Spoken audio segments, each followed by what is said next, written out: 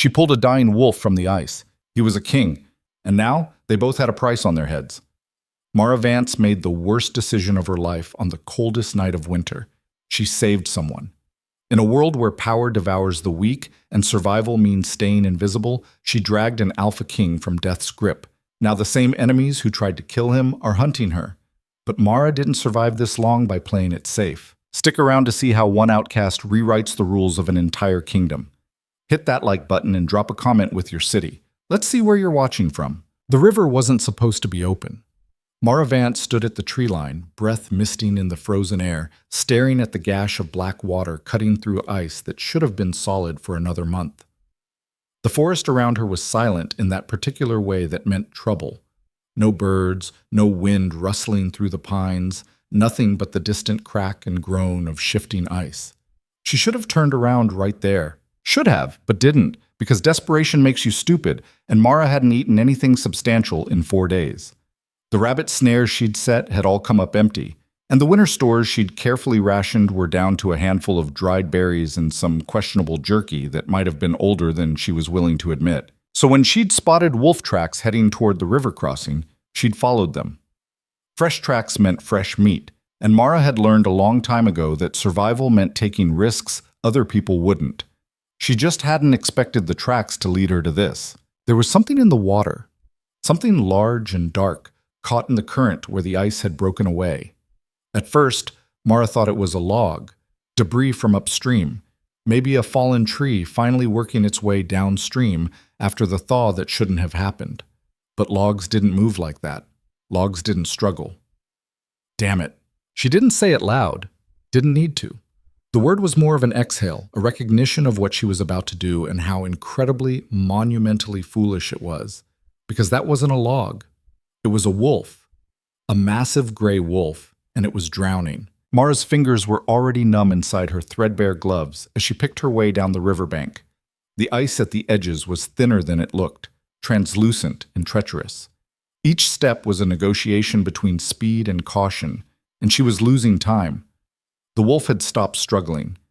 That was either very good or very bad, and Mara didn't have time to figure out which. She dropped to her stomach at the ice's edge, distributing her weight as evenly as she could. The cold bit through her coat immediately, but she ignored it. Cold was familiar. Cold was just another thing trying to kill her, same as hunger, same as loneliness, same as every other damn thing in this wilderness. "Come on," she muttered, reaching out toward the water. "Don't make me regret this more than I already do." The wolf's head was barely above the surface. Its eyes were half closed, and even from here Mara could see the frost forming on its muzzle. Whatever had driven it into the river, hunger, predators, something worse, it was past caring now, past fighting. She stretched further, feeling the ice flex beneath her. Water seeped through her coat at the elbows. Her fingers brushed wet fur, and the wolf didn't even flinch. "You'd better be dead already," Mara said through gritted teeth, "because if I fall in trying to save you, I'm dragging you down with me." She grabbed a fistful of scruff and pulled. The wolf was heavier than it looked. Heavier than it should have been, all muscle and bone and soaking wet fur. Mara's shoulder screamed in protest, but she kept pulling, kept dragging, because stopping now meant they both died, and she hadn't survived 23 winters just to drown in a river that wasn't supposed to be open. The ice cracked. Not a little crack, not a warning, a deep, authoritative split that said very clearly that her time was up. Mara threw herself backward, still gripping the wolf's scruff, and they both went sliding away from the edge as the ice gave way behind them. Chunks of it tumbled into the black water with sounds like breaking glass, and Mara didn't stop moving until she hit solid, snow-covered ground. She lay there for a moment, gasping, staring up at the gray sky through the pine branches overhead. Her heart was hammering so hard she could feel it in her throat, and every muscle in her body was shaking from cold and exertion and the very reasonable understanding that she'd just done something incredibly stupid. Next to her, the wolf wasn't moving. "Of course," Mara said to no one. "Of course you're dead. Why wouldn't you be?" She sat up, wincing at the protest from her shoulder. Everything hurt. Everything was cold. And now she had a dead wolf to deal with, which meant no meat because she'd never be able to get a fire hot enough to cook it before she froze to death, and dragging it anywhere was out of the question. Except the wolf's chest moved. It was barely visible beneath all that wet fur, just the slightest expansion and contraction, but it was there. The wolf was breathing, barely, but breathing. "No," Mara said flatly. "Absolutely not. I pulled you out. That's it. That's all the heroism you get today." The wolf didn't respond. Obviously. Because it was a wolf and it was dying, and Mara was talking to it like an idiot because she'd spent too many months alone in these woods, and her social skills had deteriorated to the point where animals were the best conversation she could manage. She should walk away. She knew that. Knew it with the kind of certainty that comes from years of survival, years of learning exactly where the line was between compassion and suicide. But she didn't walk away, because there was something wrong here. Something beyond the obvious wrongness of an open river in deep winter, beyond the strangeness of a wolf this far from its pack territory. The wolf was marked, not with scars, though it had those too, deep wounds across its flank that were still bleeding sluggishly into the snow. No, this was different. Even half-frozen and barely conscious, there was something about this animal that set every instinct Mara had on edge. She'd seen wolves before, hunted them even, when desperation demanded it, but she'd never seen one like this. Its fur was silver gray, shot through with darker markings that seemed to shift in the light. Its paws were massive, bigger than her mittened hands, and when she leaned closer, checking for breath, she saw its eyes open just a sliver. They were gold. Not yellow, not amber. Gold. Like molten metal, like sunlight, like nothing that should exist in a wolf's skull. "What the hell are you?" Mara whispered. The wolf's eyes closed again. The smart move was to walk away. The smart move was to accept that she'd done what she could, that she'd already pushed her luck further than it had any right to go, and that staying here with a dying wolf was the kind of choice that got people killed. Mara had made a lot of smart moves in her life. Smart moves were how she'd survived this long, alone, in a wilderness that didn't forgive mistakes. But she was so damn tired of being smart. She was tired of being alone, tired of making choices based on nothing but cold calculation and survival instinct. Tired of being the person who always walked away because staying meant risk, and risk meant death. Just once, she wanted to make the stupid choice, the reckless one, the choice that meant something beyond just lasting another day. "Damn it," Mara said again, and this time she meant it. She stripped off her coat, already soaked through, useless for warmth now anyway, and wrapped it around as much of the wolf as she could manage. Then she grabbed the wolf's front legs and started dragging. There was a shepherd's hut about half a mile east. Mara had passed it 3 days ago, noted it as a potential shelter if the weather turned worse. It had been falling apart even then, roof sagging, walls gap-toothed with missing boards, but it was still more shelter than the open forest. Half a mile wasn't far. Under normal circumstances, Mara could cover that in 15 minutes, easy. But these weren't normal circumstances. She was dragging a wolf that probably weighed twice what she did, through snow that came up past her knees in places, while her body temperature dropped with every minute she stayed in wet clothes. Her fingers were already past the point of pain, settled into a dull numbness that scared her more than the ache had. She fell twice. The first time she got back up immediately, cursing under her breath, repositioning her grip on the wolf's legs. The second time, she stayed down longer, kneeling in the snow, trying to remember why she was doing this. The wolf hadn't moved since she'd started dragging it. For all she knew, it was already dead, and she was hauling a corpse through the woods for no reason at all. "You'd better be worth this," she told the wolf. "You'd better be the best damn decision I've ever made, because otherwise I'm dying for nothing, and I've got to tell you, that's a really disappointing way to go." The wolf, unsurprisingly, didn't answer. But when Mara started moving again, she could have sworn she felt it shift slightly, as if trying to make itself easier to drag, which was impossible, which meant she was hallucinating, which meant she was even worse off than she'd thought. The hut appeared through the trees like a miracle, which was ironic because Mara had stopped believing in miracles about the same time she'd stopped believing in people. But there it was, walls still standing, roof still mostly intact, door hanging half off its hinges but present. She dragged the wolf inside and let go of its legs. Her arms felt like they might fall off. Her lungs were burning from the cold air, and when she tried to flex her fingers, nothing happened. They stayed curled in the position they'd been in, locked around the wolf's limbs, and a distant part of her brain recognized that as a very bad sign. The hut was barely warmer than outside, but it was shelter. No wind, no snow, 4 walls and most of a roof. That was something. Mara's emergency pack was still strapped to her back. Had been this whole time, a minor miracle in itself. She shrugged it off with fingers that didn't quite work right anymore, dumping its contents onto the floor. Striker and steel. Tinder bundle, carefully kept dry in a waterproof wrap. A small tin cup. The last of her jerky. A knife that had been her mother's, back when she'd had a mother, back when she'd had anything at all. Fire first. Fire or die. That was the equation, simple and stark. Mara's hands shook as she struck the steel. Once, twice, 3 times before a spark caught in the tinder. She breathed on it, gentle, coaxing, watching the glow spread through the dried grass and bark shavings. When the flame finally caught, she could have cried with relief. She fed the fire carefully, building it up with scraps of wood from the broken furniture scattered around the hut. The wood was old and dry, and it caught quickly, and soon there was actual heat, actual light, pushing back the cold and the darkness both. Only then did Mara turn her attention back to the wolf. It was still breathing, shallow, irregular breaths that didn't sound right, but breathing.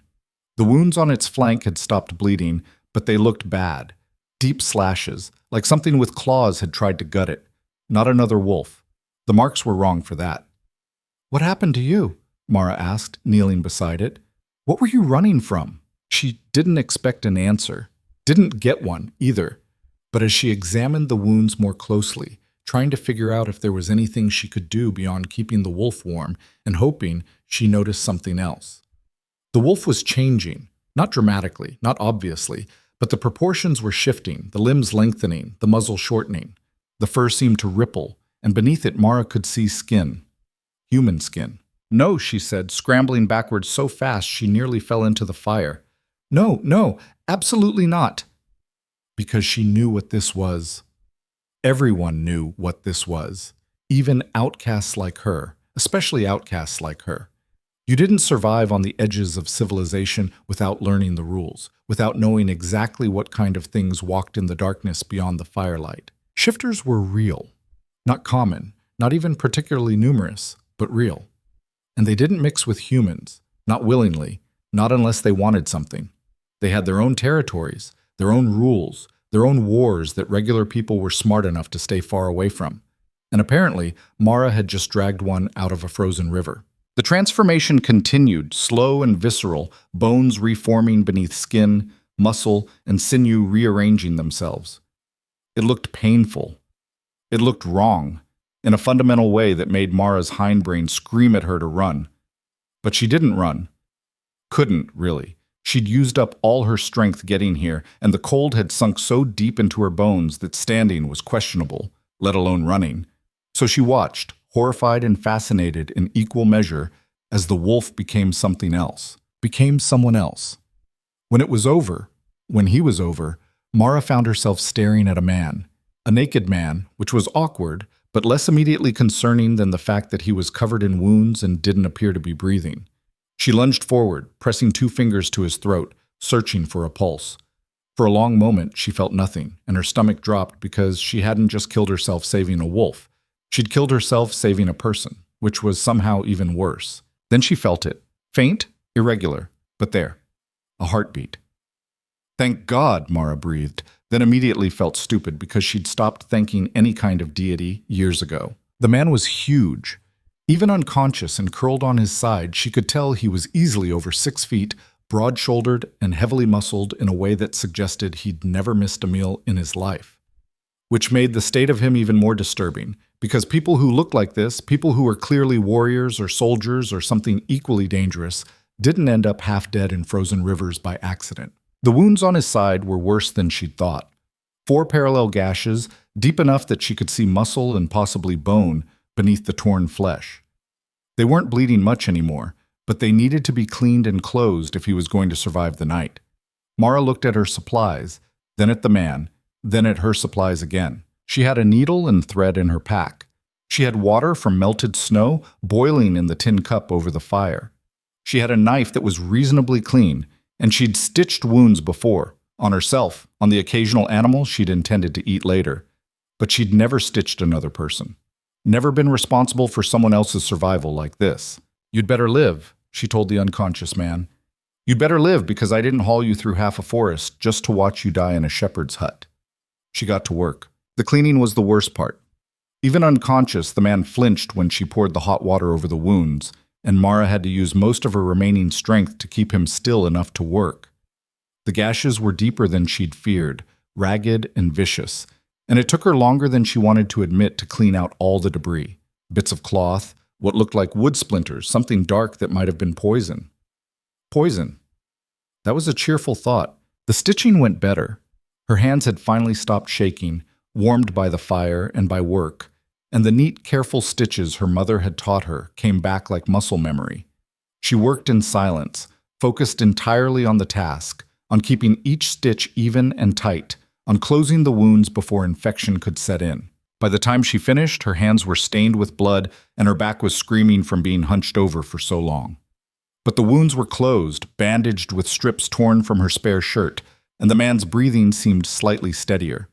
She sat back, examining her work. Not perfect, but good enough. Maybe. Now what? Mara asked the empty hut. Because she'd saved him. Against all reason, against all common sense, she'd pulled him from the river and dragged him to shelter and stitched his wounds closed. But she had no idea who he was, what he'd been running from, or what he'd do when he woke up. If he woke up. Mara added more wood to the fire, then turned her attention to herself. Her clothes were still damp, her fingers still borderline frostbitten, and she was shaking with cold and exhaustion and the fading rush of adrenaline that had gotten her this far. She stripped off her wet shirt, hanging it near the fire to dry, and wrapped herself in the emergency blanket from her pack. It was thin, barely enough to keep the cold at bay, but it was something. Then she choked down the last of her jerky, washing it down with water from the melted snow, and tried not to think about the fact that she was now completely out of food, with no clear way to get more. One problem at a time. That was how you survived. You dealt with the immediate threat, cold, injury, hunger, and you worried about tomorrow when tomorrow came. Outside, the wind picked up, howling through the trees and rattling the loose boards of the hut. Snow began to fall again, thick and heavy, and Mara watched through the gaps in the walls as it quickly covered their tracks leading to the door. Good. If anyone, or anything, was following the wolfman, the snow would hide their trail. The wolfman. She needed a better name for him than that. Mara looked at him again, really looked. Even unconscious and wounded, there was something about him that suggested power, authority. The kind of presence that came from being used to giving orders and having them followed. His face was hard, all sharp angles and strong lines, with a scar cutting through one eyebrow that suggested this wasn't his first violent encounter. His hair was dark, shot through with the same silver-gray streaks that had marked his wolf form. And when Mara leaned closer, checking his bandages, she saw marks on his skin. Not scars, marks, like tattoos, but they seemed to shift in the firelight, patterns that her eyes couldn't quite follow. "Who are you?" she whispered. The man didn't answer, but in his sleep he turned toward the fire, toward the warmth, and Mara saw his hand curl into a fist like he was ready to fight even unconscious. She recognized that reflex. She had it herself. It was the instinct of someone who'd learned to sleep light, to wake ready for violence, because violence was always just a moment away. Whatever this man was, whoever he was dangerous. That much was clear. And Mara had just tied her survival to his. The fire crackled, casting dancing shadows on the walls. Outside, the storm intensified, the wind shifting from a howl to a scream. The temperature in the hut dropped despite the fire, and Mara pulled the emergency blanket tighter around her shoulders. This was going to be a long night. She must have dozed off at some point because she woke to the sound of movement.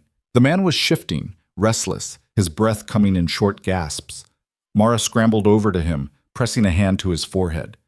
He was burning up, fever, probably from the wounds, definitely from lying in a frozen river.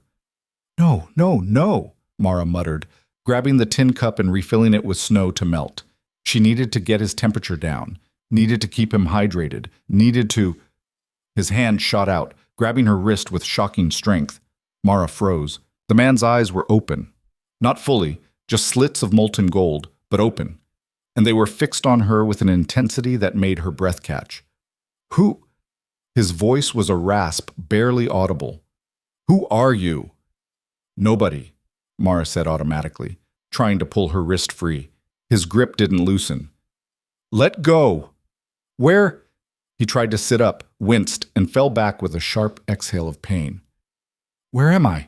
A shepherd's hut about half a mile from where I pulled you out of the river. Now let go of my wrist before I decide saving you was a mistake.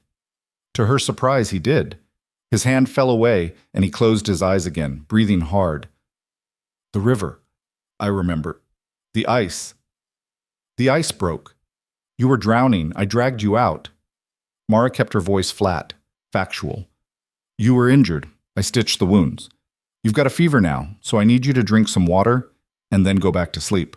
You saved me. I'm beginning to regret it. The corner of his mouth twitched like that was almost funny. Smart. Drink.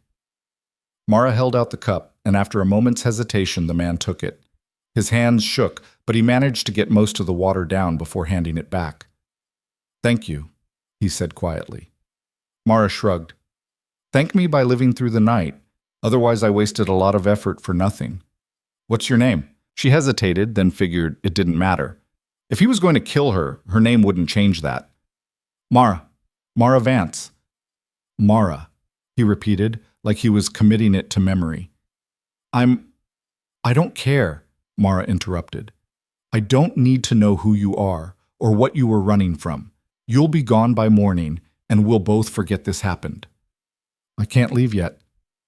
Then you'll die here. Your choice. He opened his eyes again, studying her with an expression she couldn't quite read. You don't like shifters. I don't like complications. And you're clearly both. Fair enough. He shifted, trying to get comfortable, and Mara saw him wince as the movement pulled at his stitches. But I can't leave until my people find me, and that won't be until after the storm clears. Your people, Mara repeated flatly. Great, how many? Enough. That's not an answer. It's the only one you're getting. They stared at each other for a moment, neither willing to back down. Finally, Mara broke eye contact, turning back to the fire. Fine. But if your people try anything when they show up, I'm gone. And you can explain to them why you're stitched up with thread from a traitor's pack. Understood. Mara added more wood to the fire, very aware of the man's eyes on her back. She didn't like this. Didn't like having someone else in her space. Didn't like the vulnerability of it. Didn't like the way he looked at her like he was trying to figure out a puzzle. Sleep, she said without turning around. You need rest to heal. So do you. I'll sleep when you're unconscious again. Another one of those almost laughs. You really don't trust me. Should I? No, he admitted. Probably not. At least he was honest. Mara listened as his breathing slowly evened out, watched from the corner of her eye as he finally slipped back into sleep. Only then did she let herself relax slightly, pulling the emergency blanket tighter and leaning against the wall. Outside, the storm raged on. Inside, the fire burned low, casting everything in shades of amber and shadow. And Mara Vance, who'd spent years learning how to survive alone, found herself responsible for keeping someone else alive. It was, without question, the stupidest thing she'd ever done. But as she watched the rise and fall of the stranger's chest, as she listened to his steady breathing mix with the crack and pop of the fire, she found she didn't quite regret it yet. The stranger's fever broke just before dawn.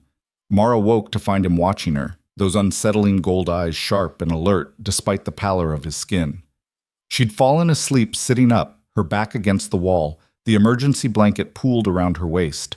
The fire had burned down to embers, and the temperature in the hut had dropped enough that her breath misted in the air. How long was I out? He asked. Mara sat up straighter, ignoring the protest from her spine. Most of the night. The fever spiked around midnight, broke maybe an hour ago. She fed a few pieces of wood to the fire, coaxing it back to life. How do you feel? Like I got gutted and thrown in a river. That's because you did get gutted and thrown in a river. He almost smiled at that. Almost. Fair point. The light was different now, gray and thin, filtering through the gaps in the walls.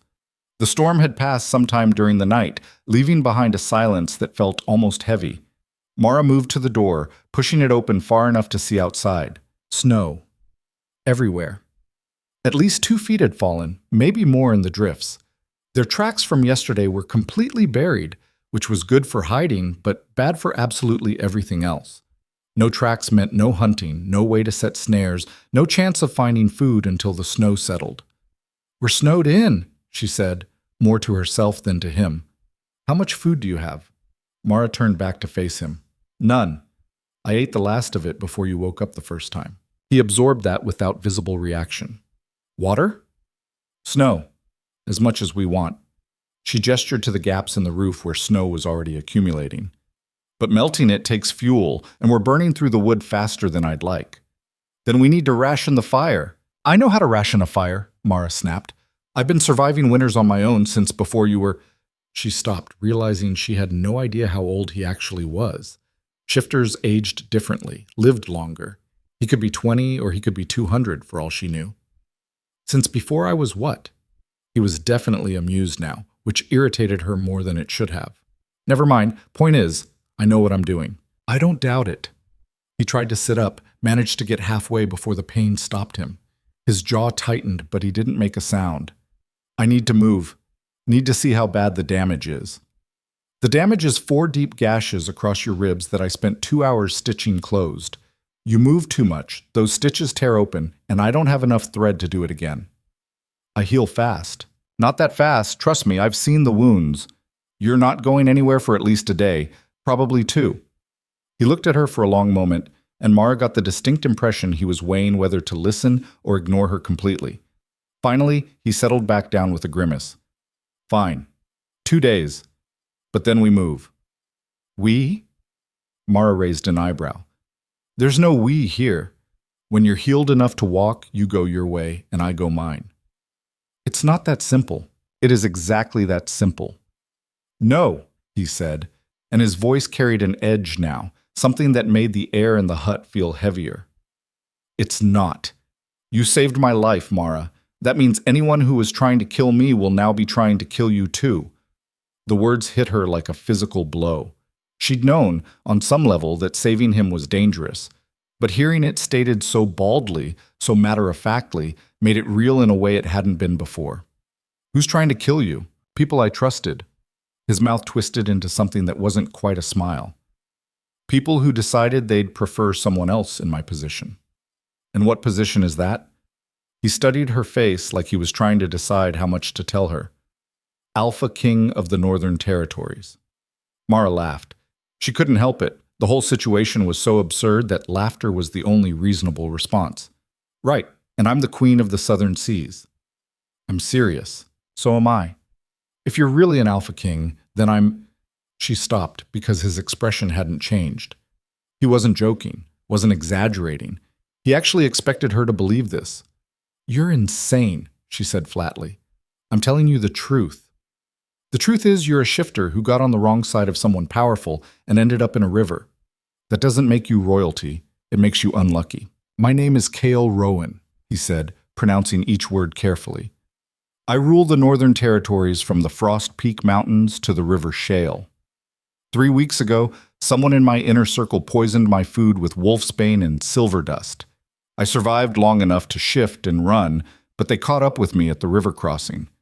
Would have finished the job if you hadn't pulled me out." Mara stared at him. Kyle Rowan. The name did sound vaguely familiar, like something she'd heard in passing years ago, back when she still lived in settlements and cared about the politics of people who weren't her. "Prove it," she said. "How?" "I don't know. Do something kingly. Command me to bow or summon your royal guard or—" "My guard thinks I'm dead," Kyle interrupted. "That was the point of the assassination. Make it look like an accident, like I fell through thin ice during a hunt. By now, they've probably given up searching and started planning my funeral." "Convenient." "It's not convenient. It's strategy. Whoever poisoned me wanted a clean transition of power. They won't expect me to survive, which means I have time to figure out who they are and how to deal with them." Mara crossed her arms. "And what does any of this have to do with me?" "You were seen." The words were quiet, but they landed hard. "What?" "Someone saw you pull me from the river. I don't know who. I was barely conscious. But there were tracks, multiple sets. They were watching, waiting to confirm the kill." Kale's eyes were steady on hers. which means they saw you save me, which means you're a loose end. The fire crackled in the silence that followed. Outside, a branch snapped under the weight of snow, the crack echoing like a gunshot. "You're lying," Mara said, but her voice lacked conviction. "I'm not. You have to be. Because if you're not, then I just—" She stopped, the reality of it settling over her like the cold. "I'm dead. You're saying I'm already dead. Not if we're careful." "Careful?" Mara's laugh was bitter this time. "I saved your life, and now I'm a target. How exactly is careful going to fix that?" "Come with me." "Absolutely not." "Mara, no." She stood up, pacing the small space even though there was nowhere to go. "No, I'm not getting dragged into whatever political nightmare you're running from. I'll take my chances out here. You'll die out here." "I've been doing fine on my own." "Have you?" Kale's voice was sharp now. "Because from where I'm lying, you look half-starved and your supplies are gone. How long do you think you'll last with no food and a target on your back?" "Longer than I will in whatever court intrigue killed you." "I'm not dead."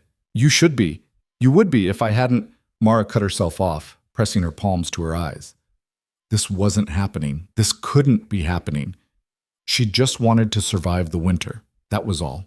Just make it to spring and figure things out from there. "Listen to me," Kyle said, and his voice had gentled slightly. "I understand why you're angry. You didn't ask for any of this. But refusing to acknowledge the situation won't change it. You're involved now, whether you want to be or not.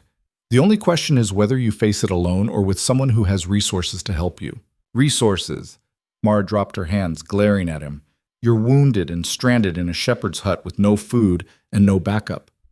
What resources exactly are you offering?" "My people will find us. It's what they're trained for." "I thought you said they think you're dead." "The guards assigned to my funeral procession will. But I have others, people loyal to me personally, not to the position. They'll keep searching long after it's reasonable to do so." Kyle shifted, wincing again. "They'll find us. 2 days, 3 at most. And then what?" "Then you come back with me to the stronghold. I protect you while I root out the traitors. Once it's safe, you can leave. I'll even set you up with enough supplies to last you through next winter." It was a reasonable offer, logical even, and Mara hated how much sense it made. "I don't trust you," she said. "I know. I don't trust anyone. I noticed. This is a mistake." "Probably." Kyle met her eyes. "But it's the best option you have right now." Mara wanted to argue, wanted to tell him he was wrong, that she'd be fine, that she'd survived worse than this and she'd survived this too. But the truth was, she was scared.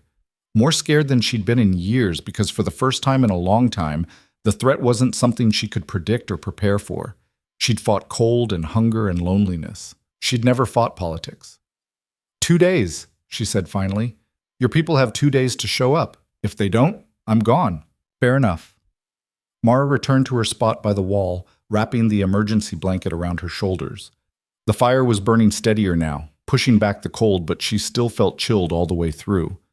"Tell me about them," she said after a moment. "The people who did this to you." Kyle was quiet for a long time, long enough that Mara thought he might not answer. Then he spoke, his voice low and measured. "I have had a council of 6. My most trusted advisors, warriors I've fought beside for decades. One of them is a traitor. Maybe more than one." He paused. "The problem is, I don't know which. You must have suspicions. Suspicions aren't proof, and without proof, accusing one of them could trigger exactly the kind of civil war they're probably hoping for. So, what's your plan? Survive long enough to get back. Pretend I don't know about the assassination attempt. Watch them closely until they make a mistake." Kyle's jaw tightened. "Then deal with them." "Deal with them?" Mara repeated. "You mean kill them? If necessary. And if it's all 6? If they all betrayed you? Then I find new advisors." The casual way he said it made Mara's skin crawl. This was what power looked like, she realized. Not the strength to survive, but the authority to decide who else got to. It was foreign to her, this kind of control, and she didn't like it. But she needed it, at least for now. The day passed slowly. Mara rationed the firewood, keeping the temperature just above freezing. They didn't talk much. Kale slept on and off, his body focused on healing, and Mara kept herself busy melting snow for water and checking the perimeter through the gaps in the walls. No tracks, no movement, just endless white and the occasional crack of branches under snow.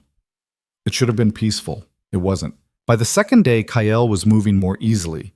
The wounds were healing faster than Mara would have thought possible, the edges already knitting together, the angry red fading to pink. Shifter healing, she supposed, one of the benefits of being something other than entirely human. He caught her watching him check the bandages and raised an eyebrow. Something wrong? You're healing too fast. I told you I would. It's unsettling. Would you prefer I stayed wounded? I'd prefer a lot of things. Mara stood, moving to the door again. It had become a habit, checking outside every few hours. Looking for threats. Looking for rescue. Looking for any change at all in the monotonous landscape. This time there was something different. Smoke. Thin and dark against the gray sky, rising from somewhere to the northeast. Kyle, she said quietly. He was beside her in seconds, moving with a speed that definitely shouldn't have been possible given his injuries. He followed her gaze, his expression hardening. Could be your people, Mara said. Could be. He didn't sound convinced. But you don't think so? No. Why not? My people would signal first. 3 fires in a triangle formation, visible from distance. That's one fire, and it's positioned like a hunting camp. Kyle's hand went to his side, instinctively reaching for a weapon that wasn't there.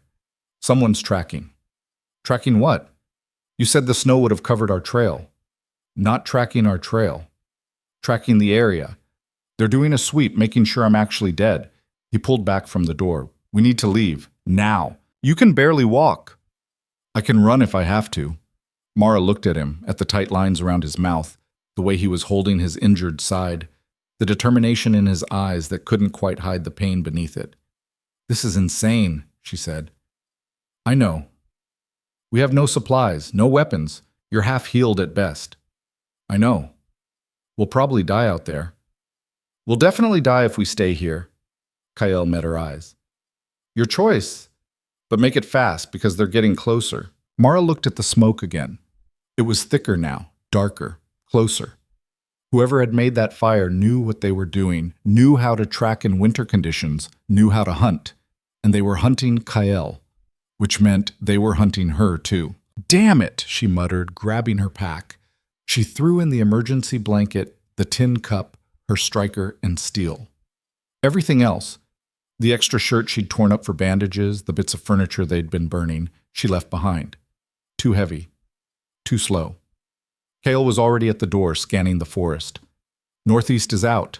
We go west, stay in the tree cover, move fast and quiet. I know how to move in the woods. Then prove it. They left the hut without looking back. The snow was deep and the going was harder than Mara wanted to admit.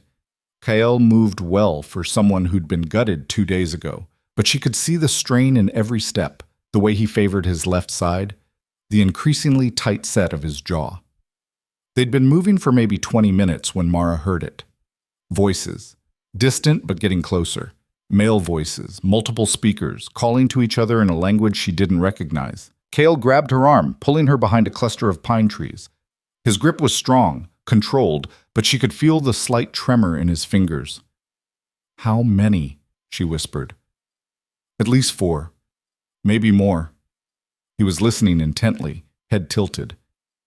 They're spreading out, doing a search pattern. Can you tell if they're yours? No. His voice was grim. Which means we assume they're hostile until proven otherwise. The voices were getting closer.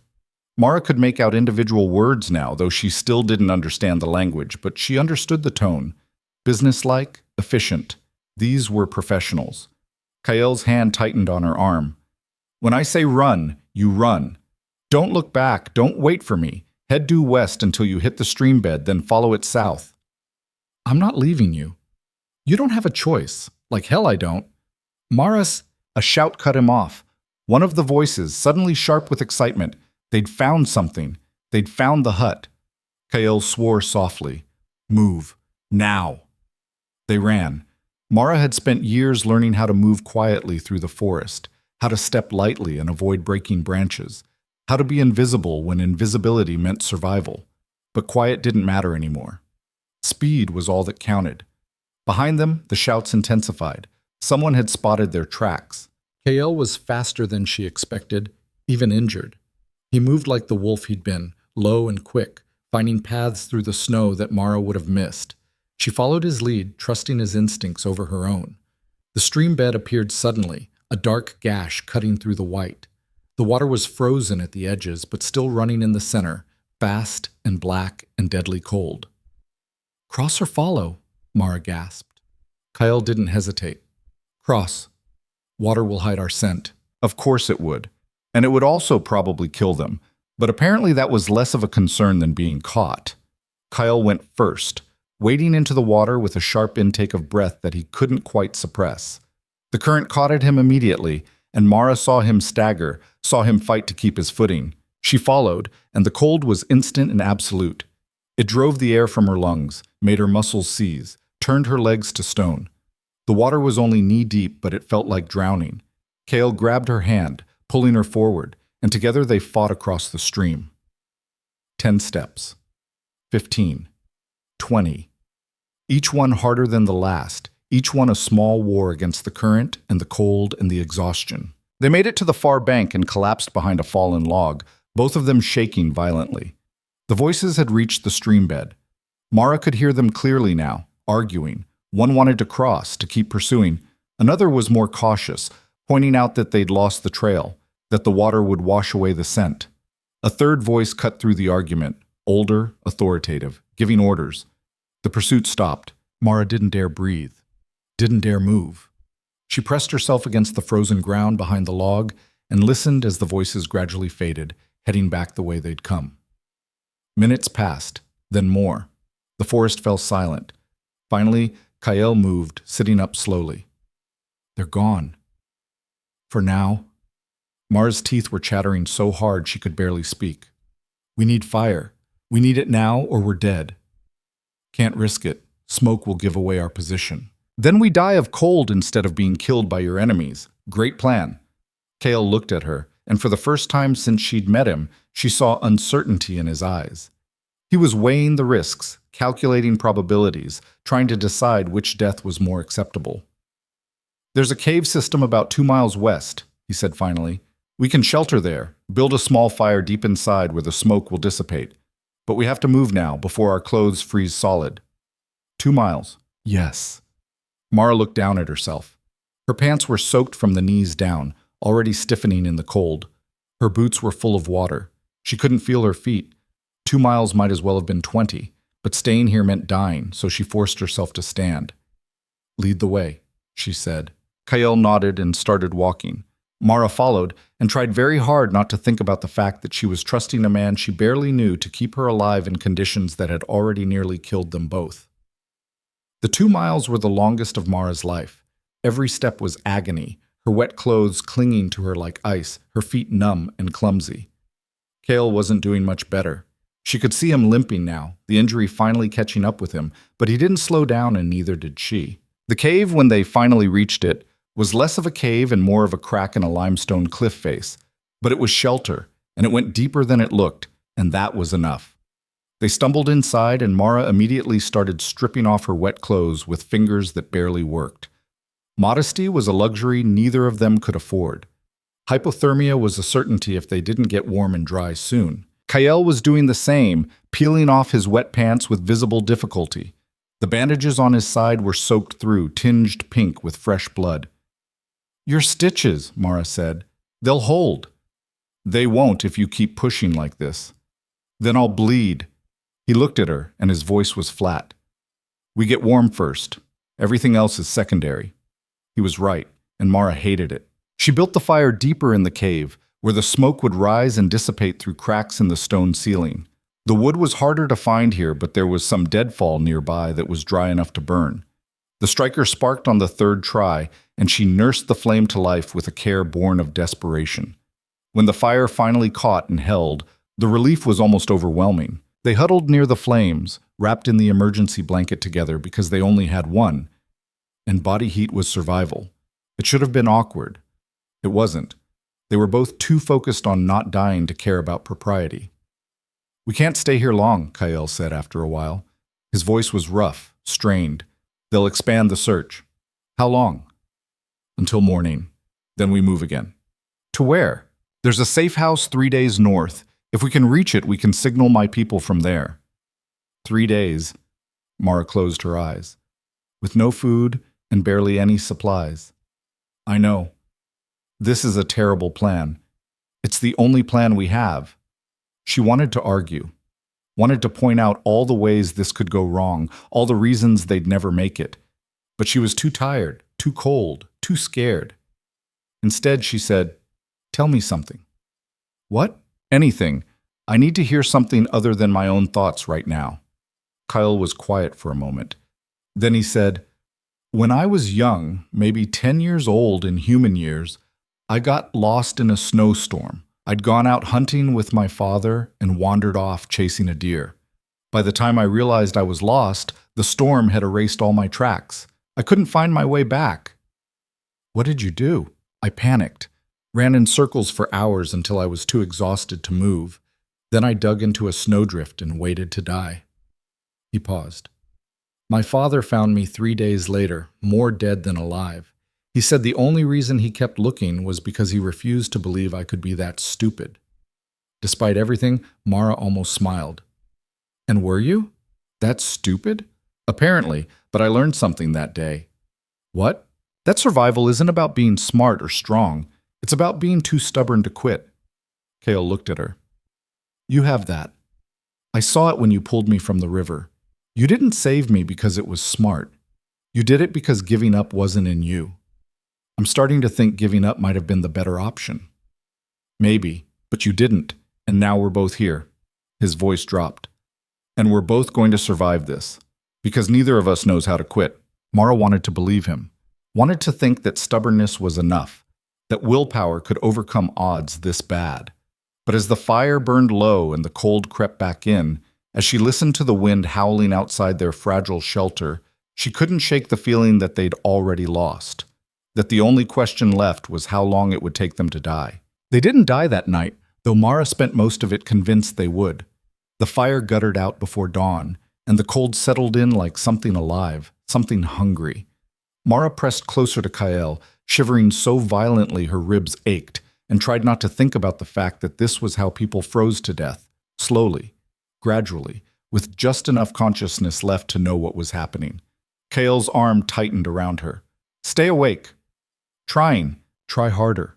His voice was rough, strained. He was in bad shape too, she realized. The fever was back. She could feel it radiating from his skin, and his breathing had gone shallow and uneven. "Your wounds are infected," she said. "Probably. That's not good." "I'm aware." Mara shifted, trying to see his face in the darkness. "How bad is it?" "Bad enough." He didn't elaborate, which told her everything she needed to know. "We need to clean them, find something to fight the infection." "With what?" "We have nothing, Mara. No supplies, no medicine, nothing."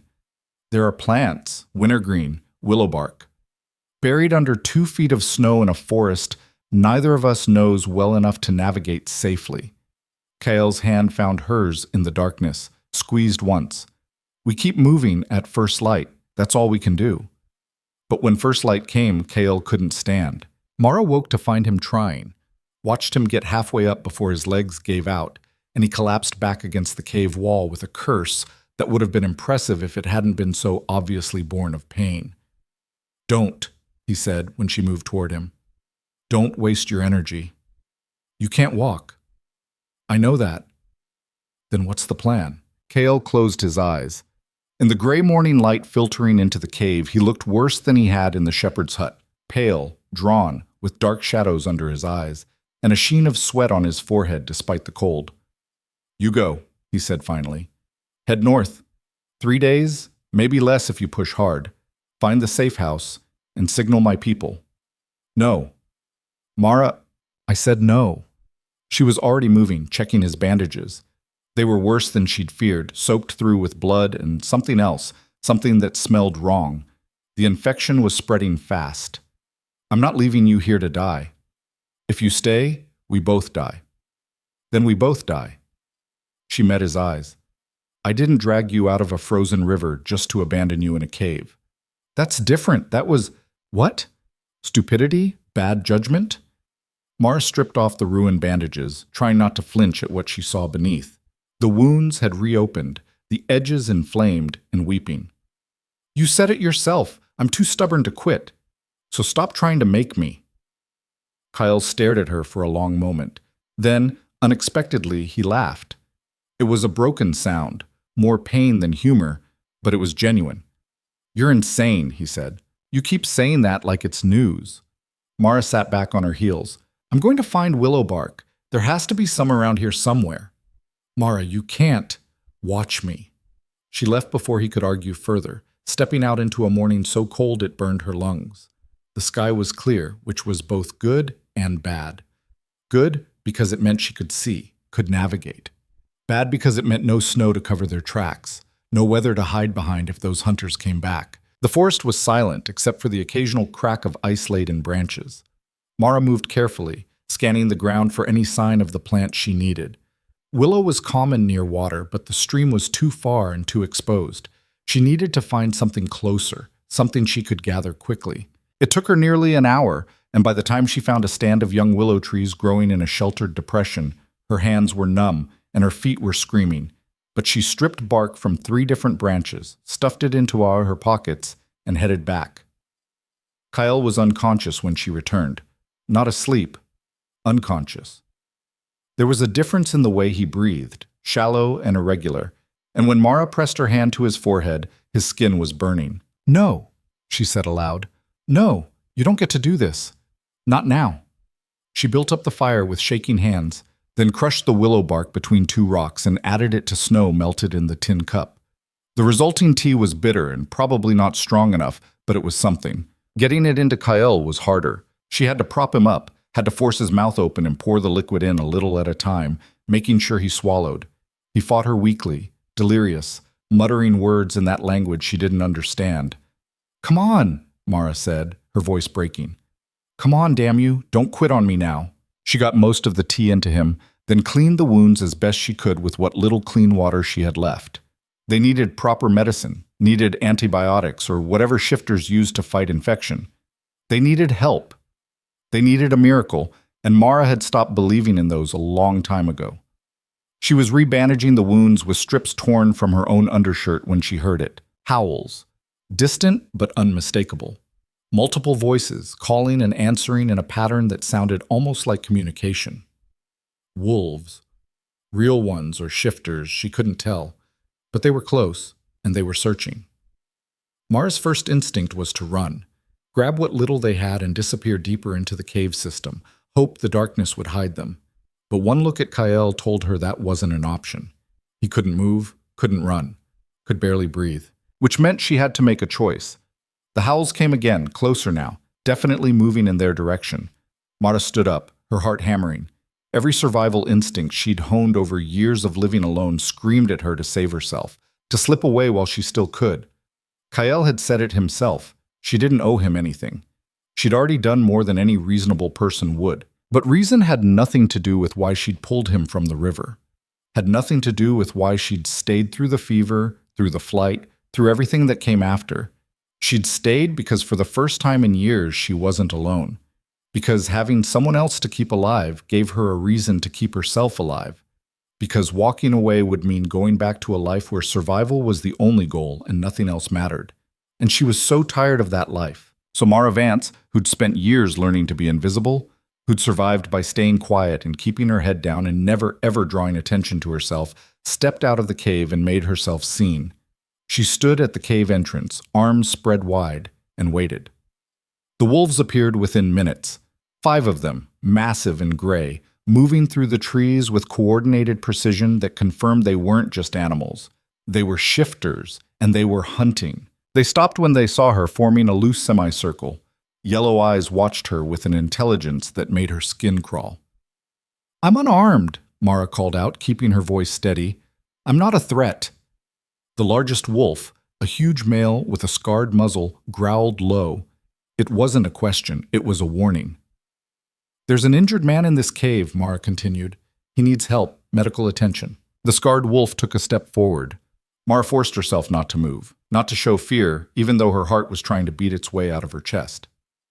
His name is Kyle Rowan, she said. And if he dies because you're too busy posturing, someone's going to be very unhappy about it. The effect was immediate. All 5 wolves tensed, and Mara saw something shift in their posture. Recognition, maybe, or shock. The scarred wolf shifted. The transformation was faster than Kyle's had been, more controlled, and within seconds, a man stood where the wolf had been. He was older than Kyle, maybe 50, with iron gray hair and a face carved from granite. "Where is he?" The man's voice was rough, demanding. "Inside, wounded and fevered. The infection's bad." The man pushed past her without another word. The other wolves followed, shifting as they entered the cave, and suddenly Mara was surrounded by 4 very large, very naked people who looked like they knew exactly how to kill someone and wouldn't lose sleep over it. She stayed at the entrance, watching as the gray-haired man, clearly the leader, knelt beside Kyle. His examination was quick, professional, and when he looked up, his expression was grim. "How long has he been like this?" "The fever came back last night, got worse this morning." "And the wounds?" 5 days old. I stitched them, but they reopened yesterday when we had to run. I did what I could with willow bark, but—" "You stitched them?" The man's eyes narrowed. "You're human." It wasn't a question, but Mara answered anyway. "Yes." "How did you find him?" "I didn't. He was in the river drowning. I pulled him out." Silence. The other shifters were staring at her now, their expressions ranging from confusion to suspicion to something that might have been respect. "You pulled the Alpha King from a frozen river," the gray-haired man said slowly. "Treated his wounds, kept him alive for 5 days in the wilderness with no supplies and assassins hunting you both." "When you put it that way, it sounds impressive." Mara crossed her arms. "Are you going to help him or just stand there asking questions?" The man's mouth twitched. It might have been a smile. "You've got steel in you, girl. What's your name?" "Mara Vance." "Well, Mara Vance, I'm Commander Thane of the King's Guard." He stood, gesturing to the others. "Get him ready to move, carefully. And someone get this woman a coat before she freezes to death." Things happened fast after that. 2 of the guards, both women, both built like they could break Mara in half without trying, fashioned a stretcher from branches and their own cloaks. They lifted Kyle with a gentleness that surprised her, securing him carefully before one of them handed Mara a heavy, fur-lined coat. "For saving him," the woman said. Her voice was softer than Mara expected. "Thank you."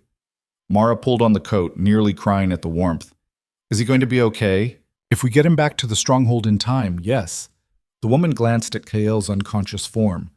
"The infection is bad, but our healers can handle it, assuming we don't run into trouble on the way." "What kind of trouble?" "The kind that put those wounds on him in the first place." Commander Thane appeared at Mara's elbow. "Can you walk?" "I've been walking for days." "That's not what I asked." Mara met his eyes. "Yes, I can walk." "Good. Stay close to me. If we're attacked, get down and stay down. Don't try to fight. Don't try to run. Understand?" "I'm not an idiot." "I didn't say you were. But you're also not a shifter, which means you're the weakest link in this group. I need to know you won't panic." Mara thought about the river, about the hut, about 2 days running through a frozen forest with killers on their trail. "I don't panic," she said flatly. Thane studied her for a moment, then nodded. "We'll see."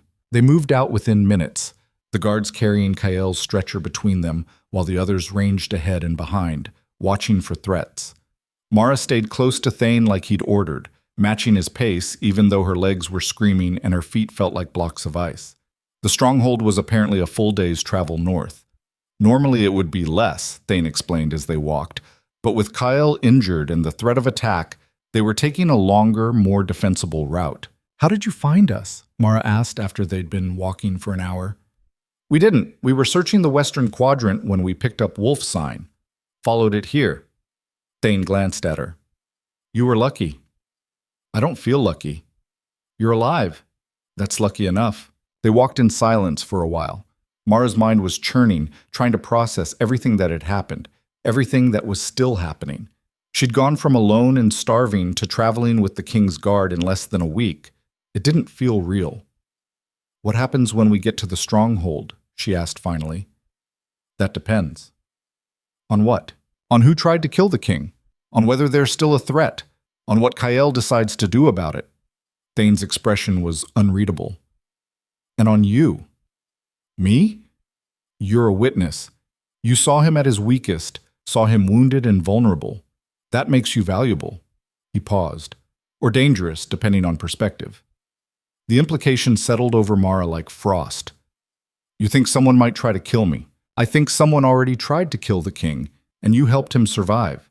That makes you a problem they need to solve." Thane's voice was matter-of-fact. "Which is why you're staying in the stronghold under guard until we root out the traitors. For your own protection." "Protection or imprisonment? Is there a difference?" Mara didn't answer because she suspected there wasn't. They stopped twice to rest, though the guards clearly didn't need it.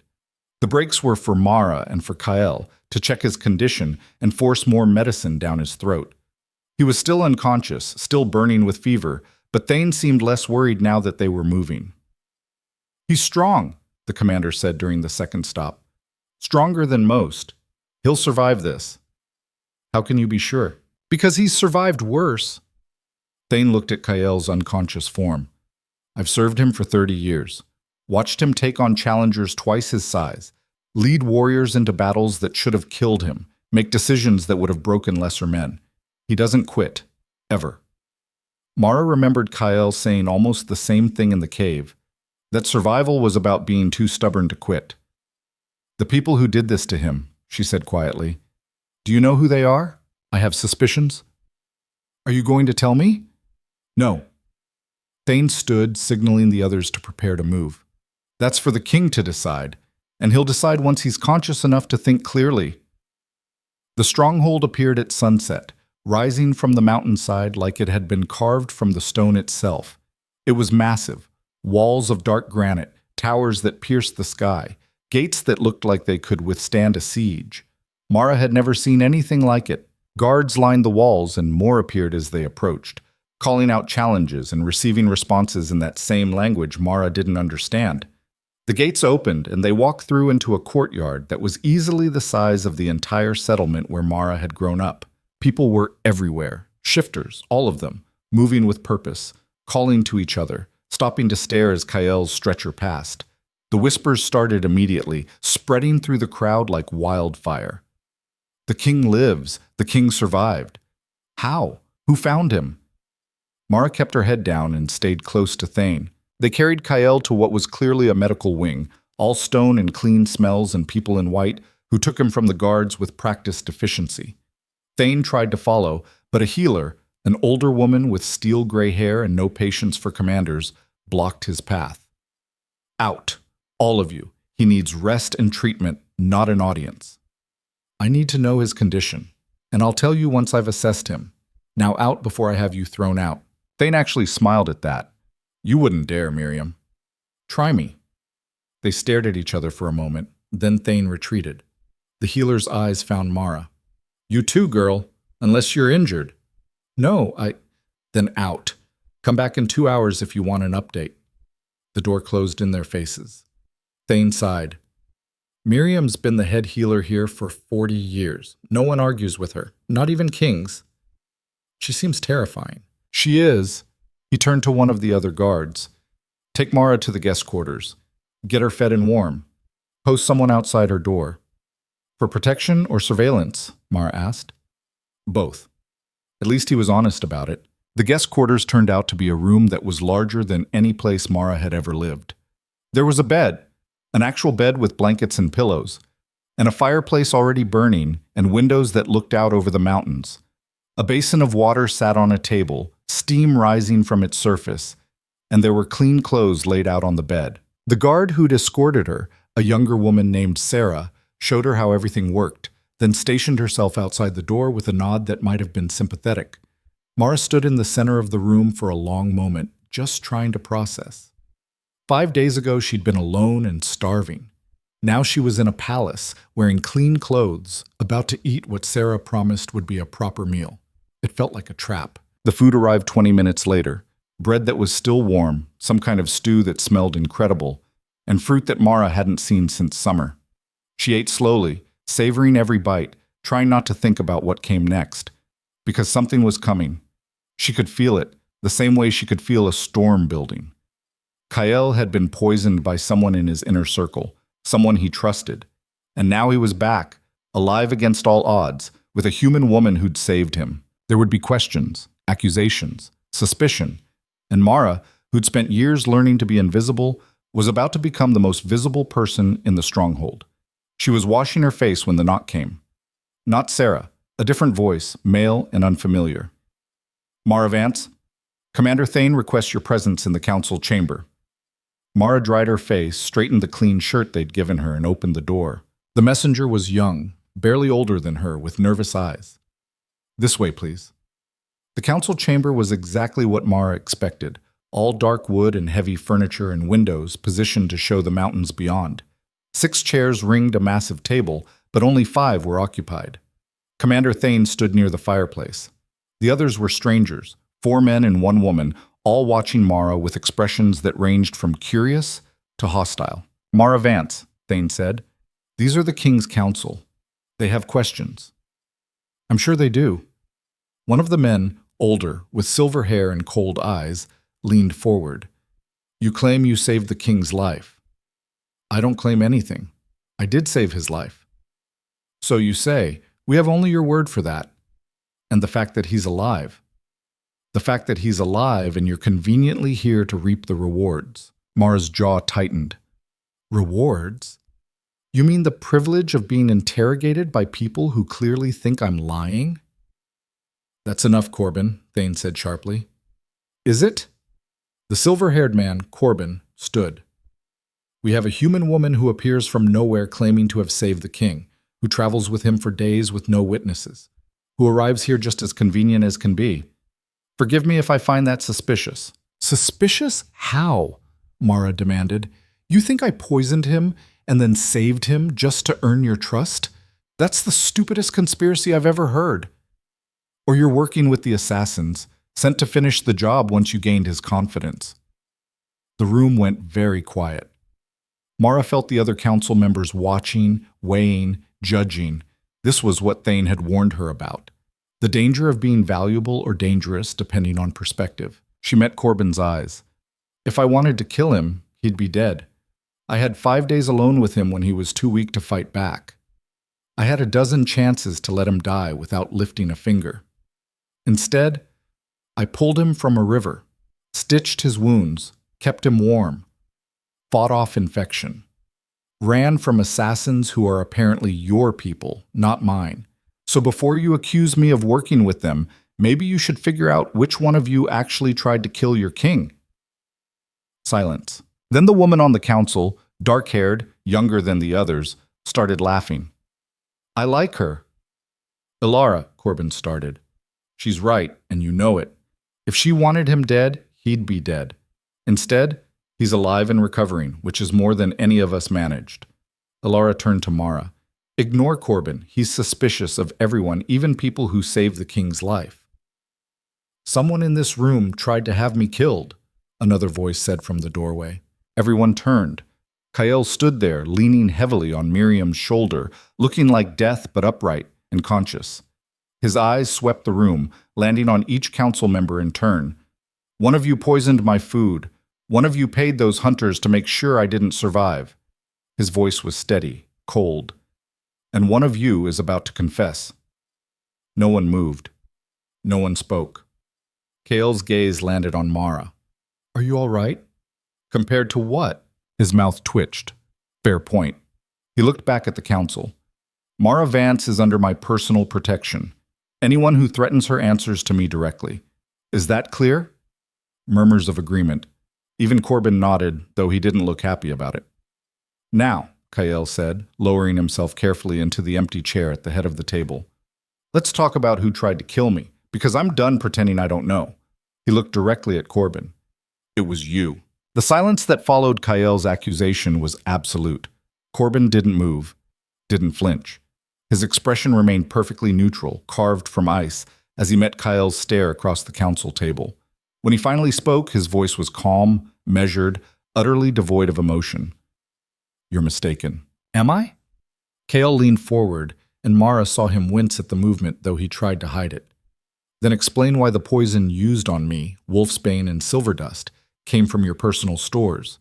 Explain why the hunters who tracked me to the river were paid with coins marked with your seal. Explain any of it, Corbin." "I don't have to explain anything to a man who's clearly delirious from fever." Corbin's eyes flicked to Miriam. "He should be in bed, not making wild accusations based on hallucinations." "He's not hallucinating," Thane said quietly. "I verified the evidence myself before bringing him here." Corbin's mask slipped, just for a second. Mara saw something flash in his eyes. Anger, maybe, or fear. Then it was gone, replaced by that same cold neutrality. Evidence can be fabricated, especially by someone desperate to deflect blame from the real traitor. "Are you calling me a liar?" Kale's voice dropped to something dangerous. "I'm suggesting you're being manipulated." Corbin gestured at Mara without looking at her. "A human woman appears from nowhere, gains your trust while you're vulnerable, brings you back here with a convenient story about assassination attempts, and now you're accusing your most loyal advisor based on evidence that appeared after she arrived. Does no one else find that suspicious?" "I find it suspicious that you're deflecting instead of answering the charges," Ilara said. "I find it suspicious that we're taking the word of an outsider over one of our own." Another council member, a broad-shouldered man named Marcus, countered. "She could have planted that evidence, could be working with whoever actually tried to kill the king." "Or," Mara said, her voice cutting through the argument, "you're all so busy pointing fingers at each other that you're missing the obvious." Every eye in the room turned to her. Kael raised an eyebrow, curious. Thane looked wary. Corbin's expression promised violence if she kept talking. She kept talking anyway. "You want to know what I think?" Mara stood, placing her hands flat on the table. "I think you're all so wrapped up in your politics and your power plays that you've forgotten what actually matters. There are people out there, your people, who are starving, who are freezing to death in winters they can barely survive, who have nothing while you sit here in your stone fortress arguing about who gets to rule them. This has nothing to do with," Marcus started. "It has everything to do with it." Mara's voice was sharp now, years of suppressed anger bleeding through. "I've spent the last 3 years living in those territories you're supposed to protect. I've watched families freeze because they couldn't afford fuel, watched children go hungry because the food stores ran out in February and no one bothered to send more. Watched people die from infections that could have been treated if anyone with power had cared enough to help them. We provide for our people," Corbin said coldly.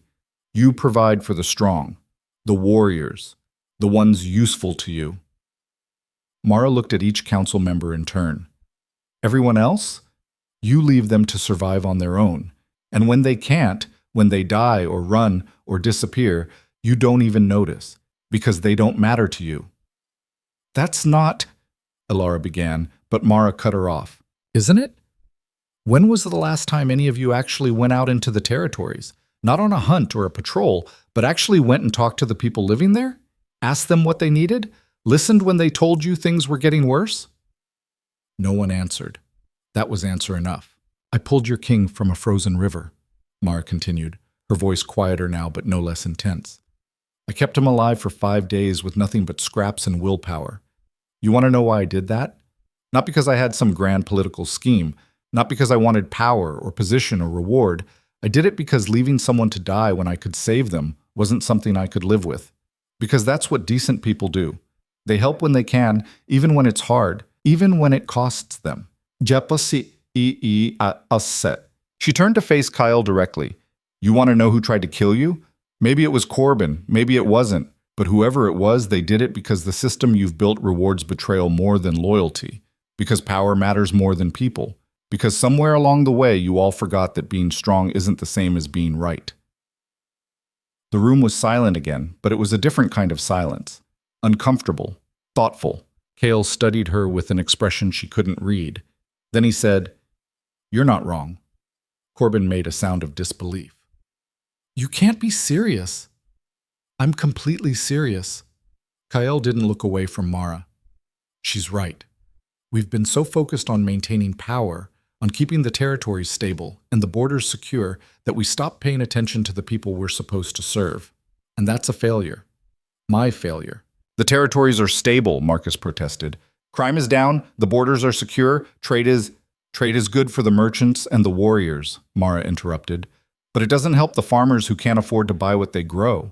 It doesn't help the families living so far from settlements that no traders even bother to reach them. So what would you have us do? Corbin's voice was scathing. Empty the stronghold stores to feed every weak outcast who can't take care of themselves? I'd have you remember that those weak outcasts are your people too. That strength isn't just about who can fight or hunt or survive alone. It's about building something that doesn't require everyone to be strong just to stay alive. Pretty words, Corbin said, from someone who's never had to actually govern. You're right. I haven't. Mara met his eyes. But I've lived under your governance, and I can tell you it's broken. Kale made a sound. Not quite a laugh, but close. She's got a point, Corbin. She's a human with no understanding of our ways. She understands survival. That's more than enough. Kyle straightened in his chair, and Mara saw him wince again. The movement pulled at his wounds, but he ignored it. Here's what's going to happen. Corbin, you're confined to your quarters under guard until we finish investigating the assassination attempt. If you're innocent, you'll be cleared.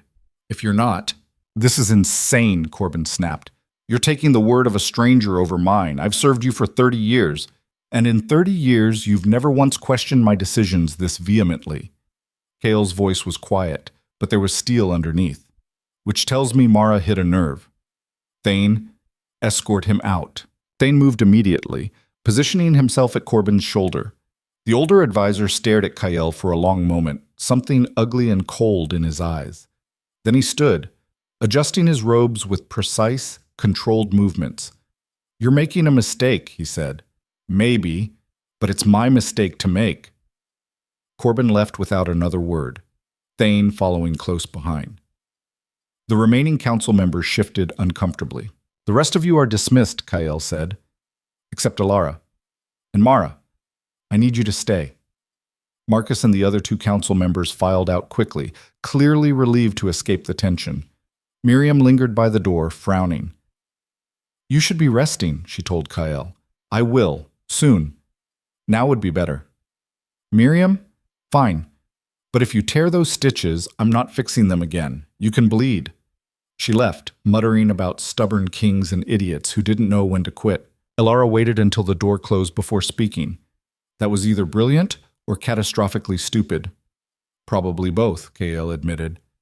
He looked at Mara. Sit down before you fall down. You look exhausted. Mara realized she was swaying slightly on her feet.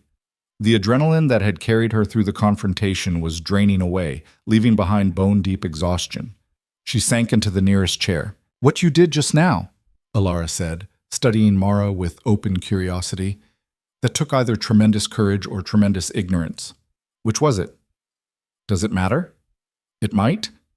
Alara glanced at Kyle. She just accused the entire council of failing the territories. That's not exactly a safe position to take. It's the truth, Mara said. Whether it's safe doesn't change that. Truth and safety rarely go together. Alara's expression was thoughtful. But truth is valuable, especially when no one else is willing to speak it. Kyle was watching Mara with that same unreadable expression. You said you've been living in the outer territories for 3 years. What were you doing before that? Mara hesitated. This was dangerous territory, sharing pieces of herself with people who could use that information against her. But she'd already thrown caution away when she spoke up. Might as well commit. I grew up in a settlement near the eastern border, small place, maybe 200 people. When I was 20, there was a hard winter. Food ran out in January. By March, half the settlement was dead. Starvation mostly, some exposure. The survivors scattered. I headed north, figured I'd do better on my own than trying to join another settlement where I'd just be another mouth to feed. And you've been alone since then? Alara asked. Mostly. Traded with trappers sometimes. Stayed in abandoned shelters when I could find them. Kept moving. Mara shrugged. It's not a great life, but it's better than watching people die because the ones with power don't care enough to help. Silence settled over the room. Kale's fingers drummed once on the table.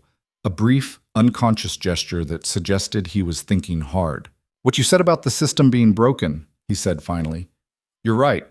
I've known it for a while, but I didn't know how to fix it without causing more problems than I solved. The council fights me on every reform I suggest. The territories are too independent, too scattered. Every change I try to implement gets watered down or ignored. Then stop asking permission, Mara said. Both Kael and Ilara stared at her. You're the king, Mara continued. You don't need the council's approval to help people. You just need to actually do it.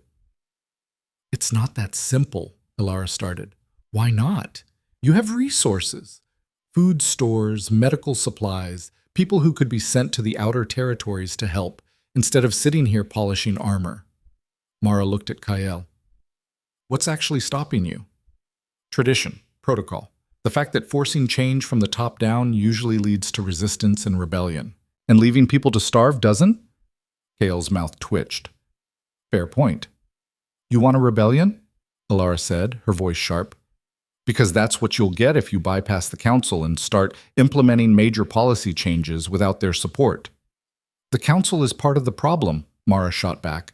They benefit from the current system. Of course they don't want it to change. She's not wrong, Kael said quietly. Ilara looked between them, something calculating in her eyes. You're actually considering this. I'm considering a lot of things right now. Kael stood carefully, using the table for support. Starting with the fact that someone tried to kill me, which means the current system isn't working even for those of us at the top. You think changing resource distribution will stop assassination attempts? I think it removes one major source of discontent. If the territories are better cared for, there's less resentment to exploit, less ammunition for anyone who wants to challenge my rule. Kael moved toward the window, looking out at the mountains. And more importantly, it's the right thing to do. Mara's shown me that. I didn't show you anything, Mara said. I just told you what you already knew. Sometimes that's enough. He turned back to face them. Ilara, I need you to do something for me. What? Tomorrow morning, call a full assembly. Every warrior, every servant, every person in this stronghold who can fit in the Great Hall. I'm making an announcement. Ilara's eyes widened. Kael, if you're planning what I think you're planning, I'm planning to tell them the truth. About the assassination attempt. About the failures in our system. About the changes we're going to make. His voice was firm. And I'm planning to have Mara stand beside me when I do it. What? Mara stood so fast her chair scraped loudly against the stone floor. No, absolutely not. Why not? Because I'm nobody. I'm a human who pulled you out of a river. I'm not qualified to stand in front of your people, and you're more qualified than anyone in this room, Kael interrupted. You've lived the life they ignore. You know what needs to change because you've suffered through the current system. That makes you exactly the person who should be speaking. They'll never listen to me. They'll listen if I tell them to, and more importantly, they'll hear a perspective they've never heard before. Kael crossed back to her, and despite his injuries, despite the exhaustion evident in every line of his body, his presence was commanding. I'm not asking you to be a politician or a diplomat. I'm asking you to tell them what you told the council. That's all. Mara looked at Ilara for support, but the other woman just shrugged. He's right, Ilara said. Much as I hate to admit it, the warriors respect strength, and you've shown plenty of that. They'll listen, even if they don't like what you have to say. And if they decide they don't like me specifically, if someone decides I'm too much of a threat, then they'll have to go through me first, Kael said simply. The certainty in his voice sent a chill down Mara's spine. He meant it. He would actually stand between her and anyone who tried to harm her, even though he barely knew her, even though protecting her could cost him politically. Why? She asked quietly. Why are you doing this? Because you saved my life when you had every reason not to. Because you're right about the system being broken. Because... He paused, seeming to search for the right words. Because, for the first time in years, someone showed me that strength isn't just about power. It's about choosing to help even when it costs you. And that's the kind of strength I want to build this kingdom on. Mara wanted to argue, wanted to point out all the ways this could go wrong, all the reasons she was the wrong person for this. But looking at Kael's face, at the determination there, at the hope, she realized he needed this, needed to believe that change was possible, that the assassination attempt could lead to something better instead of just more violence and suspicion. And maybe she needed it too, needed to believe that speaking up mattered, that one person could actually make a difference. Fine, she said. I'll do it. But I'm telling them exactly what I think, no polishing or softening. I wouldn't want it any other way. Elara stood, brushing off her robes. I'll arrange the assembly, but Kael, you need to rest before tomorrow. Actually rest, not whatever you think rest means. I know. Do you? Because you look like you're about to collapse. And if you fall over during your big speech tomorrow, it's going to undermine the whole thing. I'll rest, Kael said. But Mara noticed he was gripping the back of the chair for support. Elara noticed too. She moved to his side, offering her arm. Come on, let's get you back to your rooms before Miriam finds you still up and actually makes good on her threat to let you bleed. Kael allowed himself to be led toward the door, but he looked back at Mara. Thank you. For what? For not running. You could have left any time after the guards found us, could have disappeared and saved yourself a lot of trouble, but you stayed. Yeah, well, Mara crossed her arms. I'm too stubborn to quit. You said so yourself. That almost smile appeared again. That I did. They left, and Mara was alone in the council chamber. She stood there for a long moment, trying to process everything that had just happened. In the span of an hour, she'd gone from being interrogated as a potential assassin to being asked to speak at a full assembly. It was insane. It was dangerous. It was exactly the kind of thing that got people killed. But it was also a chance to speak truths that no one else would say. A chance to maybe, just maybe, make things better for people like her, people who'd been surviving on scraps while the powerful pretended they didn't exist. A knock on the door interrupted her thoughts. Sarah, the guard, poked her head in. Miss Vance? I'm to escort you back to your quarters. Right, of course. The walk back was quiet. Sarah didn't try to make conversation, which Mara appreciated. She had too much to think about, too much to process. Back in her room, she found more food waiting. Someone had brought dinner while she was in the council meeting. She ate mechanically, tasting nothing, her mind already churning through what she wanted to say tomorrow. She needed to be honest, needed to make them understand what life was like in the outer territories, what it felt like to watch people die when help was possible, but just not forthcoming. But she also needed to be smart about it, needed to frame it in a way that wouldn't get her immediately dismissed, or worse. It was a balance she wasn't sure she could strike. The night passed slowly. Mara slept in fits and starts, jerking awake from dreams of frozen rivers and hunting wolves, of Kael bleeding out in a shepherd's hut, while she tried desperately to save him with inadequate supplies and failing strength. When dawn came, she was almost relieved. Sarah appeared shortly after sunrise with a message that Elara wanted to see her before the assembly. Mara dressed in the clean clothes they'd provided, simple but well made, better than anything she'd worn in years, and followed Sarah through increasingly crowded corridors. The stronghold was buzzing with activity. Everyone knew something important was happening. The whispers followed Mara as she walked, the human, the outsider, the one who saved the king. She kept her eyes forward and ignored them. Elara was waiting in a small antechamber off the great hall. She looked Mara up and down with a critical eye. You clean up well. Thanks, I think. I'm serious. You look less like a starving refugee and more like someone who might actually have something worth saying. Elara gestured to a chair. Sit. We need to talk strategy. I thought I was just supposed to tell the truth. You are. But there's telling the truth, and there's telling it in a way that people will actually hear. The assembly is going to be full of warriors who've spent their entire lives being told they're superior to humans, that strength is the only thing that matters. You're going to be standing in front of them as a human telling them they're wrong. That's a delicate situation. So what do you suggest? Start with the story of saving Kael. Everyone loves a good rescue story, and it establishes your credibility. Then transition to what you saw while you were keeping him alive, the conditions, the lack of resources, the way the system fails people. Make it personal.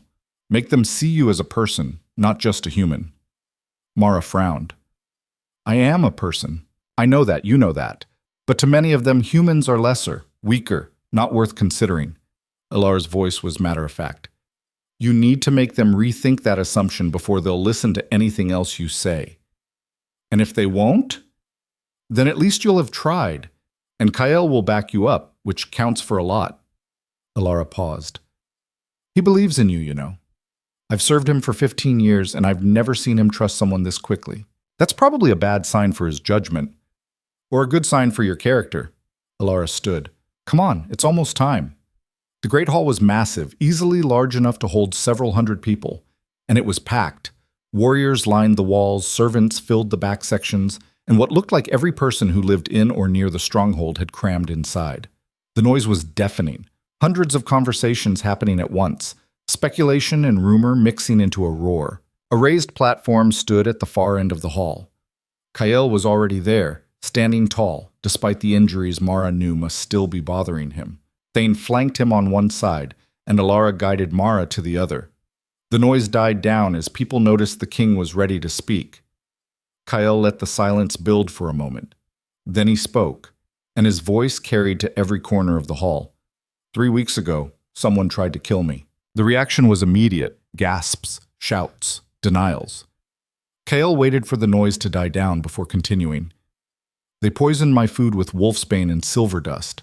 When that didn't kill me fast enough, they sent hunters to finish the job. They wanted me dead and wanted it to look like an accident. They almost succeeded. More noise. Kael raised a hand for silence.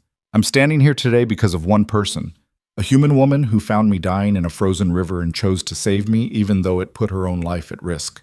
Mara Vance kept me alive for 5 days with no supplies, no shelter, and assassins hunting us both. She's the reason you still have a king. Every eye in the hall turned to Mara. She felt the weight of their stares, felt herself being assessed and judged. She forced herself to stand straight, to meet their eyes without flinching. Mara has something to say to you, Kael continued, and I expect you to listen with the same respect you'd show any warrior who saved a life, because that's what she did. She fought for survival in conditions that would have killed most of you, and she won. He stepped aside, giving Mara the center of the platform. Her mouth was dry, her heart was hammering. Every instinct screamed at her to run, to get away from all these eyes, all this attention. But she'd promised Kael she'd do this. And more importantly, she'd promised herself she wouldn't run anymore. So Mara Vance, who'd spent 3 years learning to be invisible, stepped forward and spoke. I grew up believing that strength was the only thing that mattered, that if you weren't strong enough to take care of yourself, you deserved whatever happened to you. I believed that because it's what I was taught, what everyone around me believed. She paused. I believed it right up until the winter I watched my entire settlement die because no one strong enough to help us thought we were worth saving. The hall was silent now. Completely silent. I pulled your king from a frozen river because leaving him to die wasn't something I could live with. Not because I expected a reward, not because I wanted recognition, but because when you have the ability to save someone and you choose not to, that's a failure of character, not a measure of strength. She could see some of them nodding. Others looked skeptical, but they were listening. You talk about strength like it's only about fighting or hunting or surviving alone, but that's not strength. That's just existence. Real strength is building something that doesn't require everyone to be a warrior just to stay alive. Real strength is making sure the people under your protection actually are protected, not just the ones who can fight back. We protect our people, someone shouted from the crowd. Do you? Mara's voice was sharp. Because I've lived in your territories for 3 years, and I've seen families freeze because they couldn't afford fuel, seen children starve because the food stores ran out and no one bothered to send more, seen people die from infections that could have been treated if anyone had cared enough to help. That's not protection, that's abandonment. Murmurs now, some angry, some thoughtful. I'm not saying you don't care, Mara continued. I'm saying the system you've built makes it easy not to see the people who need help. Makes it easy to think that anyone who can't survive on their own isn't worth your time. And that system is broken. She looked directly at the crowd, at individual faces. Your king almost died because that same system rewards betrayal over loyalty, because power matters more than people. Because somewhere along the way you forgot that being strong doesn't mean stepping on everyone weaker than you. It means lifting them up so they can stand on their own. Silence again. Mara took a breath. I'm just one person. I can't fix this system, but your king can, if you let him. If you're willing to admit that strength looks different than what you've been taught. If you're willing to build something better than what you have. She stepped back, her legs shaking. Kael moved forward again. Mara speaks the truth we've all been avoiding. The northern territories are strong, yes, but that strength is built on a foundation that's crumbling. Too many of our people suffer while we congratulate ourselves on maintaining order. That ends now. He outlined his plan then: redistribution of resources to the outer territories, regular patrols to check on settlements, medical supplies sent to areas that needed them, food stores maintained year-round instead of allowed to deplete. It was ambitious. It was expensive. It would require work and sacrifice from everyone, not just the council. And when he finished, asking for their support, the hall erupted. Some were cheering, others were arguing. The noise was chaos, but it was engaged chaos. They were listening, they were thinking. It wasn't a complete victory, but it was a start. Alara leaned close to Mara. Well done. I don't know if it helped. You made them question their assumptions. That's more than anyone else has managed in decades. She smiled slightly. You might actually survive this. High praise. For you? Yes. The assembly broke up gradually, people filing out in groups, still arguing and debating. Kyle remained on the platform, accepting congratulations from some, fielding challenges from others. Thane hovered nearby, ever watchful. Mara slipped away as soon as she could, needing air, needing space. She found a balcony overlooking the mountains and stood there, breathing hard, trying to calm the adrenaline still surging through her system. She'd done it. She'd spoken in front of hundreds of people and somehow hadn't collapsed or run or made a complete fool of herself. And more surprisingly, some of them had actually listened. You're hard to find when you want to be. Mara turned. Kyle stood in the doorway, looking tired but steady. I needed air. I understand. He joined her at the railing. You did well in there. I called your entire system broken in front of everyone who benefits from it. I'm not sure that counts as well. It counts as brave and necessary. Kale was quiet for a moment. You know they're going to challenge the changes. Fight me every step of the way. Probably. Are you still willing to help? I know you didn't sign up for any of this. I'll help, Mara interrupted, on one condition. What? When this is over, when things are stable, you let me leave. No obligations, no debt, just freedom to go. Kale studied her face. You really want to go back to living alone in the wilderness? I want the choice, that's all. Fair enough. He extended his hand. Deal. Mara shook it and felt something shift between them. Not friendship, not yet, but trust, maybe. Or at least the beginning of it. Behind them, the stronghold buzzed with activity and argument. Change was coming, whether everyone liked it or not. And Mara Vance, who'd spent years surviving on the edges of society, found herself at the center of something that might actually matter. It was terrifying. It was also the first time in years she'd felt like she was doing something worth the risk. The first supply caravan left the stronghold 3 days later. Mara watched from the battlements as 20 wagons loaded with food, medicine, and firewood rolled through the gates, heading toward the outer territories. Warriors flanked them, not as guards against attack, but as escorts to ensure everything reached the settlements that needed it most. It wasn't enough, not nearly enough to fix years of neglect, but it was a start. You're up early, Alara said, joining her at the wall. Couldn't sleep. Worried about the caravans? Worried about everything. Mara crossed her arms against the morning cold. What if this doesn't work? What if we send all these supplies out and it makes no difference? Then we try something else. Alara leaned against the stone. Change doesn't happen all at once. You know that better than anyone. Mara did know it, had lived it. But knowing and believing were different things, and right now her faith in this whole endeavor was hanging by a thread. The investigation into Corbin had concluded yesterday. Thane had found enough evidence to confirm what Kyle already suspected. The assassination had been Corbin's idea, but he hadn't acted alone. 2 other council members had been involved, motivated by a combination of political ambition and genuine belief that Kyle's proposed reforms would weaken the territories. They'd confessed under interrogation. All 3 were now imprisoned, awaiting trial. It should have felt like a victory. Instead, it just felt hollow. 3 people had tried to kill a king because they thought protecting the weak made everyone weaker. The fact that this logic made sense to them, that they'd been willing to commit murder over it, said everything about how broken the system really was. Kael wants to see you, Alara said, breaking into Mara's thoughts. In his study. He said it's important. Did he say what it's about? No, but he looked serious. Kael's study was smaller than Mara expected, more functional than grand, lined with maps and reports instead of decorative weapons. He was standing at the window when she entered, his back to her, shoulders tight with tension. You wanted to see me? Mara said. Kael turned.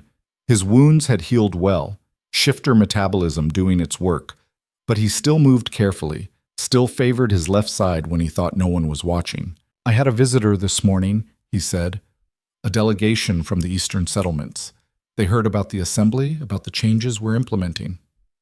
And they want to know if it's real, if we're actually going to follow through, or if this is just talk. Kael's jaw tightened. They're skeptical.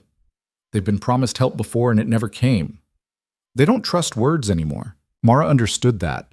She'd been skeptical too, still was on some level. Words were easy, action was hard. What did you tell them? That they could see for themselves. I'm taking a small group to the eastern territories. Myself, Thane, Alara, and a few warriors. We're going to deliver supplies personally, talk to people, find out what they actually need instead of guessing from here. He paused. I want you to come with me. Why? Because they'll talk to you in ways they won't talk to me. You're one of them. You know what it's like to survive out there. They'll trust you. I'm not one of them anymore, Mara said quietly. I'm here, in your stronghold, wearing clean clothes and eating regular meals. They'll see that and think I've forgotten. Have you? No. The word came out sharper than she intended. I haven't forgotten anything, but that doesn't mean they'll believe me. Kael studied her face. You're afraid. Of course I'm afraid. I'm afraid we're going to show up with our wagons full of supplies and our good intentions, and it won't be enough. I'm afraid they'll look at me and see someone who abandoned them for an easier life. I'm afraid... She stopped, the words catching in her throat. Afraid of what? That I can't actually fix anything. That all I've done is make noise, and when it comes down to it, nothing will change. Mara forced herself to meet his eyes. You asked me to help, and I did. I spoke at the assembly. I told them what was wrong. But speaking is easy. Making it better? I don't know if I can do that. Kael crossed the room, stopping directly in front of her. You saved my life when saving me should have gotten you killed. You stood in front of hundreds of warriors and told them they were wrong about everything they believed. You've already done the impossible, Mara. Don't stop now. This is different. How? Because if I fail at this, people actually suffer. It's not just me anymore. It was never just you. Kael's voice was gentle but firm. Every choice you've made since you pulled me from that river has affected other people. You just didn't let that stop you before. Don't let it stop you now. Mara wanted to argue, but she couldn't find the words. He was right, and they both knew it. When do we leave? She asked. Tomorrow at dawn. The eastern territories were worse than Mara remembered. They'd been riding for 2 days, the wagon train moving slowly through snow-covered roads, when they reached the first settlement. It was small, maybe 30 buildings clustered around a central square, and it looked like it was dying. Half the structures were abandoned, windows dark and empty. The ones that were occupied showed signs of desperate poverty, patched roofs, smoke-stained walls, windows covered with cloth instead of proper shutters. People moved through the streets with the slow, careful gait of those who didn't have energy to spare. Kael's expression was grim as they entered the square. The settlement's leader, a grizzled man named Henrik, came out to meet them, flanked by a handful of others who looked equally suspicious. Heard you were coming, Henrik said. His voice was rough, wary. Didn't believe it until I saw you. We brought supplies, Kael said. Food, medicine, firewood. Enough to get you through the rest of winter. Henrik's eyes narrowed. Why? Because you need it. We've needed it for years. You never cared before. The words hung in the cold air, an accusation that couldn't be deflected or denied. Kael didn't try. You're right, he said simply. We should have come before. We didn't. That's on me, and I can't undo it. But I'm here now, and I'm trying to make it right. Words, Henrik spat. You kings are all the same. Show up when it's convenient, make promises, disappear when things get hard. He's not lying, Mara said, stepping forward. Every eye turned to her. I know you don't know me, but I've lived out here. I know what it's like when no one comes, when you're left to survive on your own, and it feels like the people with power don't even remember you exist. But he's trying to change that. Who are you? Henrik demanded. Nobody important, just someone who got tired of watching people die when it didn't have to be that way. Henrik studied her, something shifting in his expression. Recognition, maybe, or at least understanding. You're the one from the assembly, one of the other settlers said. The human who saved the king. That's me. Heard you told them all they were failures. I told them the truth. Same truth you already know. Mara gestured at the wagons. This is a start. It's not enough, I know that. But it's more than you had yesterday, and we're not stopping here. There are more caravans coming, more supplies being distributed. And if it's not enough, if you need something we haven't thought of, tell us. That's why we're here. Henrik was silent for a long moment. Then he looked at Kael. You really mean this? Yes. And if I say we need builders, we've got families living 4 to a room because half the houses are falling apart and no one's got the materials or the energy to fix them. Then we send builders, Kael said without hesitation. And materials, whatever you need. What about the southern settlements? Heard they've got it worse than us. You going there too? Yes. Every settlement in the territories. This isn't charity for one location, Henrik. This is a change in how we operate. Another silence. Then Henrik nodded slowly. All right, let's see what you brought. The unloading took hours. The settlers were cautious at first, like they expected the supplies to vanish if they looked away. But as the wagons emptied, food, medicine, blankets, tools, firewood stacked in neat piles in the square, their expression shifted from suspicion to something that looked like hope. Mara helped distribute the medicine, working alongside Miriam's assistant who'd come to teach the settlement's healer about proper storage and usage. The healer, an old woman named Greta, had tears in her eyes as she examined the supplies. Do you know how many people I've watched die because I didn't have this? She said, holding up a vial of antibiotics. How many children I couldn't save because I had nothing to give them? I know, Mara said quietly. I'm sorry it took this long. You shouldn't be the one apologizing. You're not the one who abandoned us. Greta gripped Mara's hand. Thank you for speaking up, for making them listen. I just talked. They're the ones who actually did something about it. Talking matters. Someone had to say it out loud, had to make them see what they were ignoring. That was you. Greta squeezed her hand once, then returned to organizing the medicines with an efficiency that spoke of years of practice. Mara found Kael later standing at the edge of the settlement, looking out at the forest beyond. He didn't turn when she approached, but she could see the tension in his shoulders. Henrik's warming up to us, she said, still suspicious but less hostile. That's something. Kael's voice was flat. What's wrong? Nothing's wrong. This is exactly what should be happening. He finally looked at her.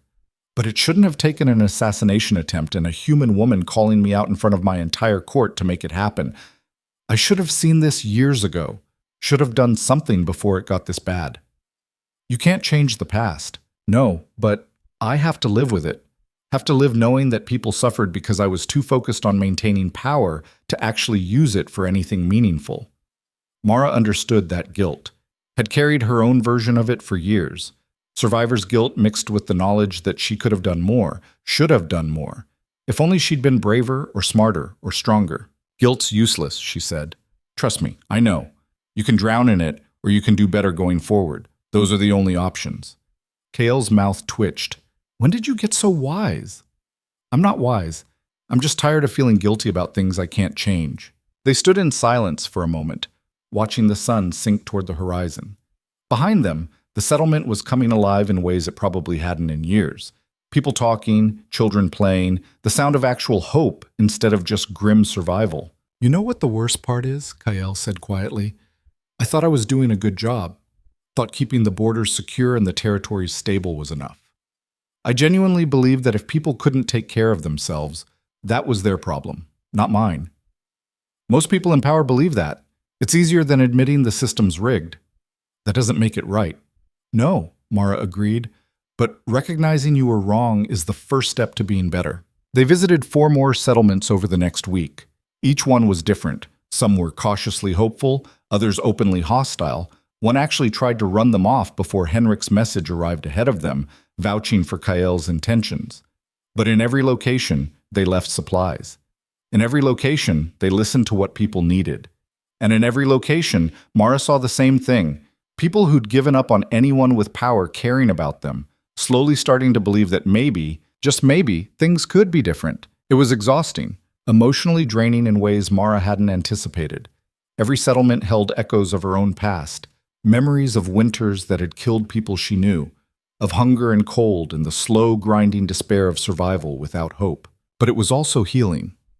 Watching Kael listen to a mother talk about losing her child to an infection that could have been prevented, seeing him promise to send healers and actually mean it, that meant something.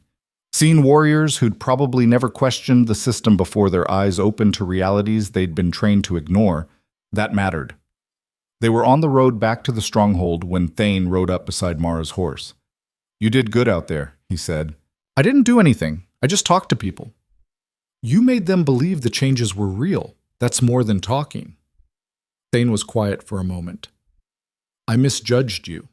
When you first arrived, I thought you were either an opportunist or a fool. Turns out you're neither. What am I then? Someone who actually gives a damn. That's rarer than you'd think." Mara didn't know what to say to that, so she said nothing. They rode in comfortable silence for a while, the stronghold growing larger on the horizon. The reception when they returned was mixed. Some of the warriors who'd been skeptical before seemed impressed that Kael had actually followed through. Others were grumbling about wasted resources and coddling the weak. The council, what was left of it after Corbin's arrest, was split down the middle. But there was momentum now. More caravans were being prepared.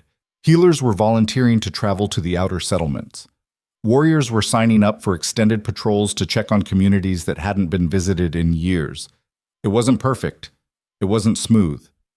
But it was happening. Mara was in her room, finally allowing herself to rest, when the knock came. She opened the door to find Kael standing there, looking tired but steady. "Can I come in?" "It's your stronghold. It's your room."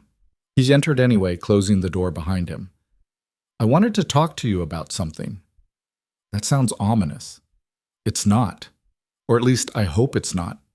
Kael seemed uncharacteristically uncertain. "The council wants to formalize your position here." Mara's stomach dropped. "What does that mean?" "They want to create an official role. An advisor position focused on civilian affairs. Someone who represents the interests of the settlements, who makes sure we're actually addressing their needs instead of just guessing. And they want me for this position. I want you for this position. The council is coming around to the idea." "No." The word came out flat, final. Kael blinked. "No? We had a deal. I help you implement changes, and when things are stable, I get to leave. No obligations, no debt. Remember?" "I remember." "But Mara, this could be a cage." She cut him off. "A fancy cage with a title and responsibilities and expectations, but still a cage.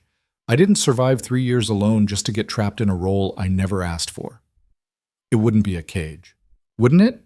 You're asking me to stay here, to be part of your government, to have people depending on me and watching me and judging every decision I make." Mara's voice was rising, but she couldn't stop it. "I know what you're offering. I know it's a good position, an important one, but it's not what I want." "What do you want?" The question stopped her. What did she want?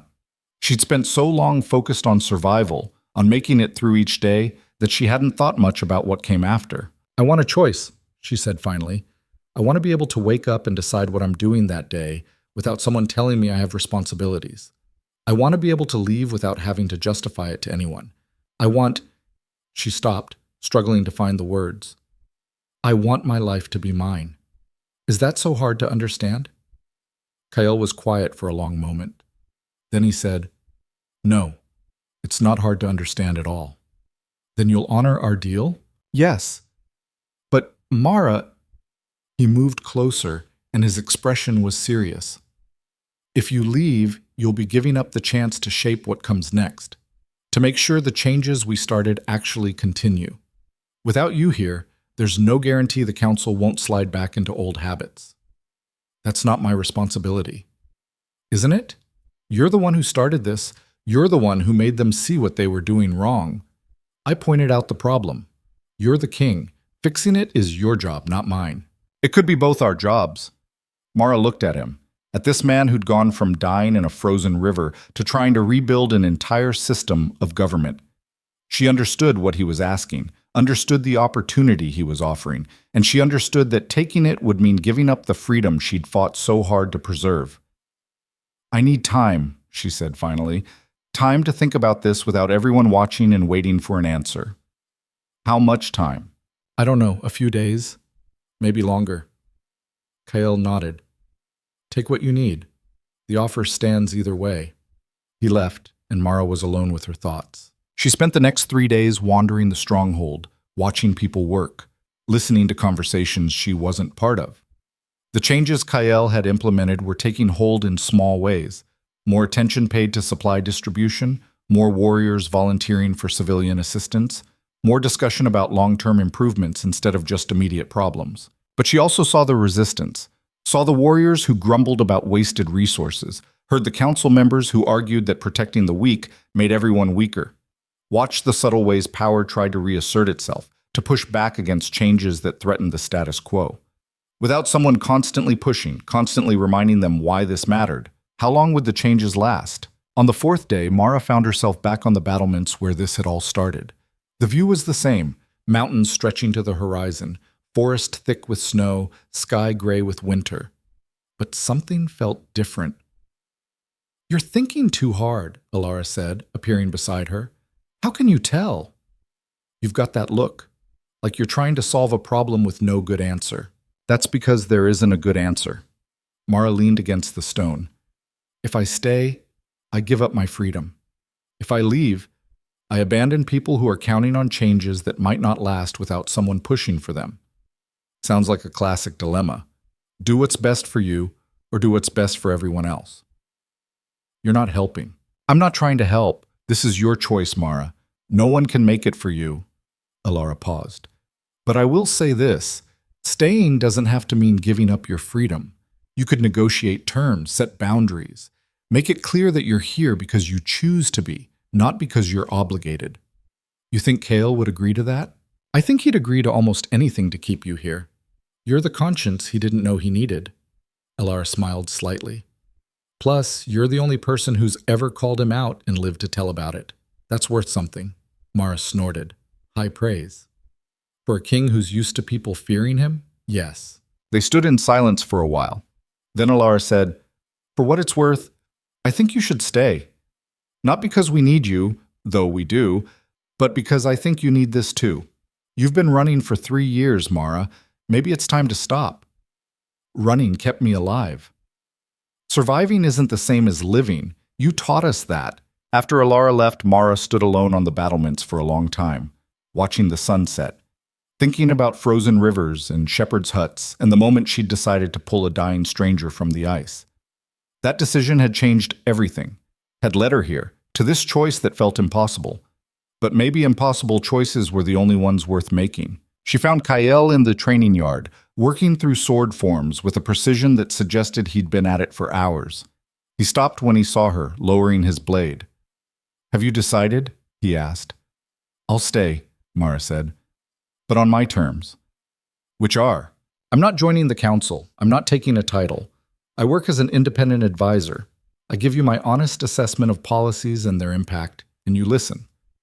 But I'm not responsible for implementation, not responsible for making everyone happy.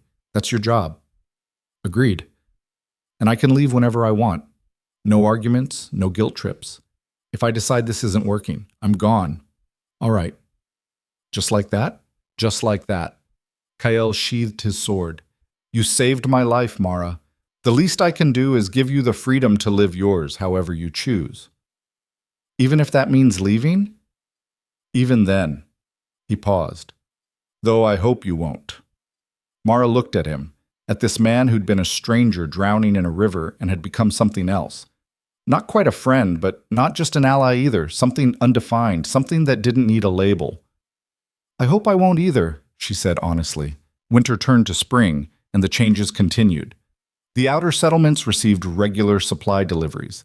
Healers established permanent posts in the largest communities.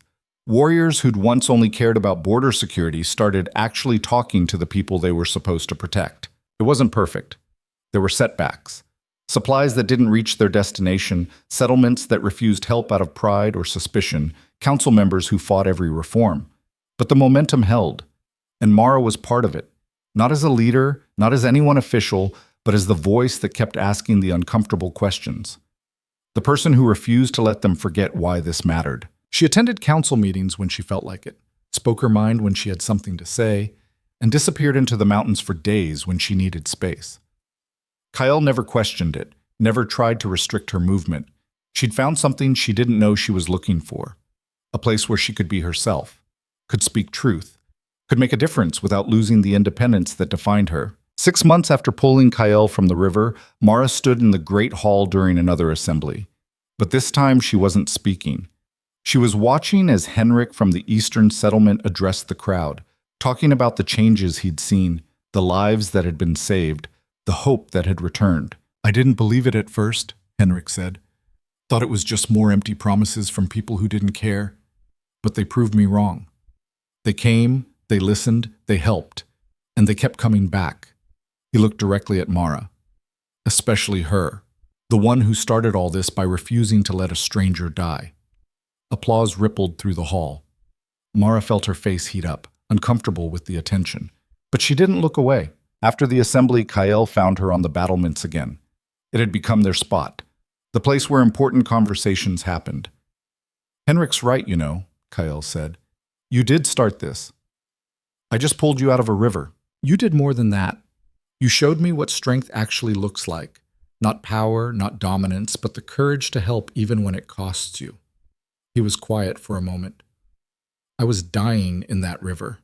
Physically, yes, but also in every way that mattered. I'd become exactly what Corbin was, someone who valued power over people. You changed that. You changed yourself. Because you gave me a reason to." They stood together, watching the sun set over the mountains. The stronghold below was alive with activity, with purpose, with something that looked like hope. "Do you ever regret it?" Kyle asked. "Saving me, I mean. Everything that came after." Mara thought about it. About frozen rivers and assassins and speeches that terrified her. About the loss of solitude, the weight of responsibility, the constant pressure of trying to make things better. "No," she said finally. "I don't regret it." "Good. Because I don't regret meeting you." It wasn't a declaration of anything. Not love, not friendship, just acknowledgement. Two people who'd changed each other's lives, standing together at the edge of something new. Mara Vance had spent years learning to survive alone, had built walls to protect herself, had learned to trust nothing and no one. But she'd also learned, reluctantly, stubbornly, one impossible choice at a time, that sometimes the hardest thing wasn't surviving on your own.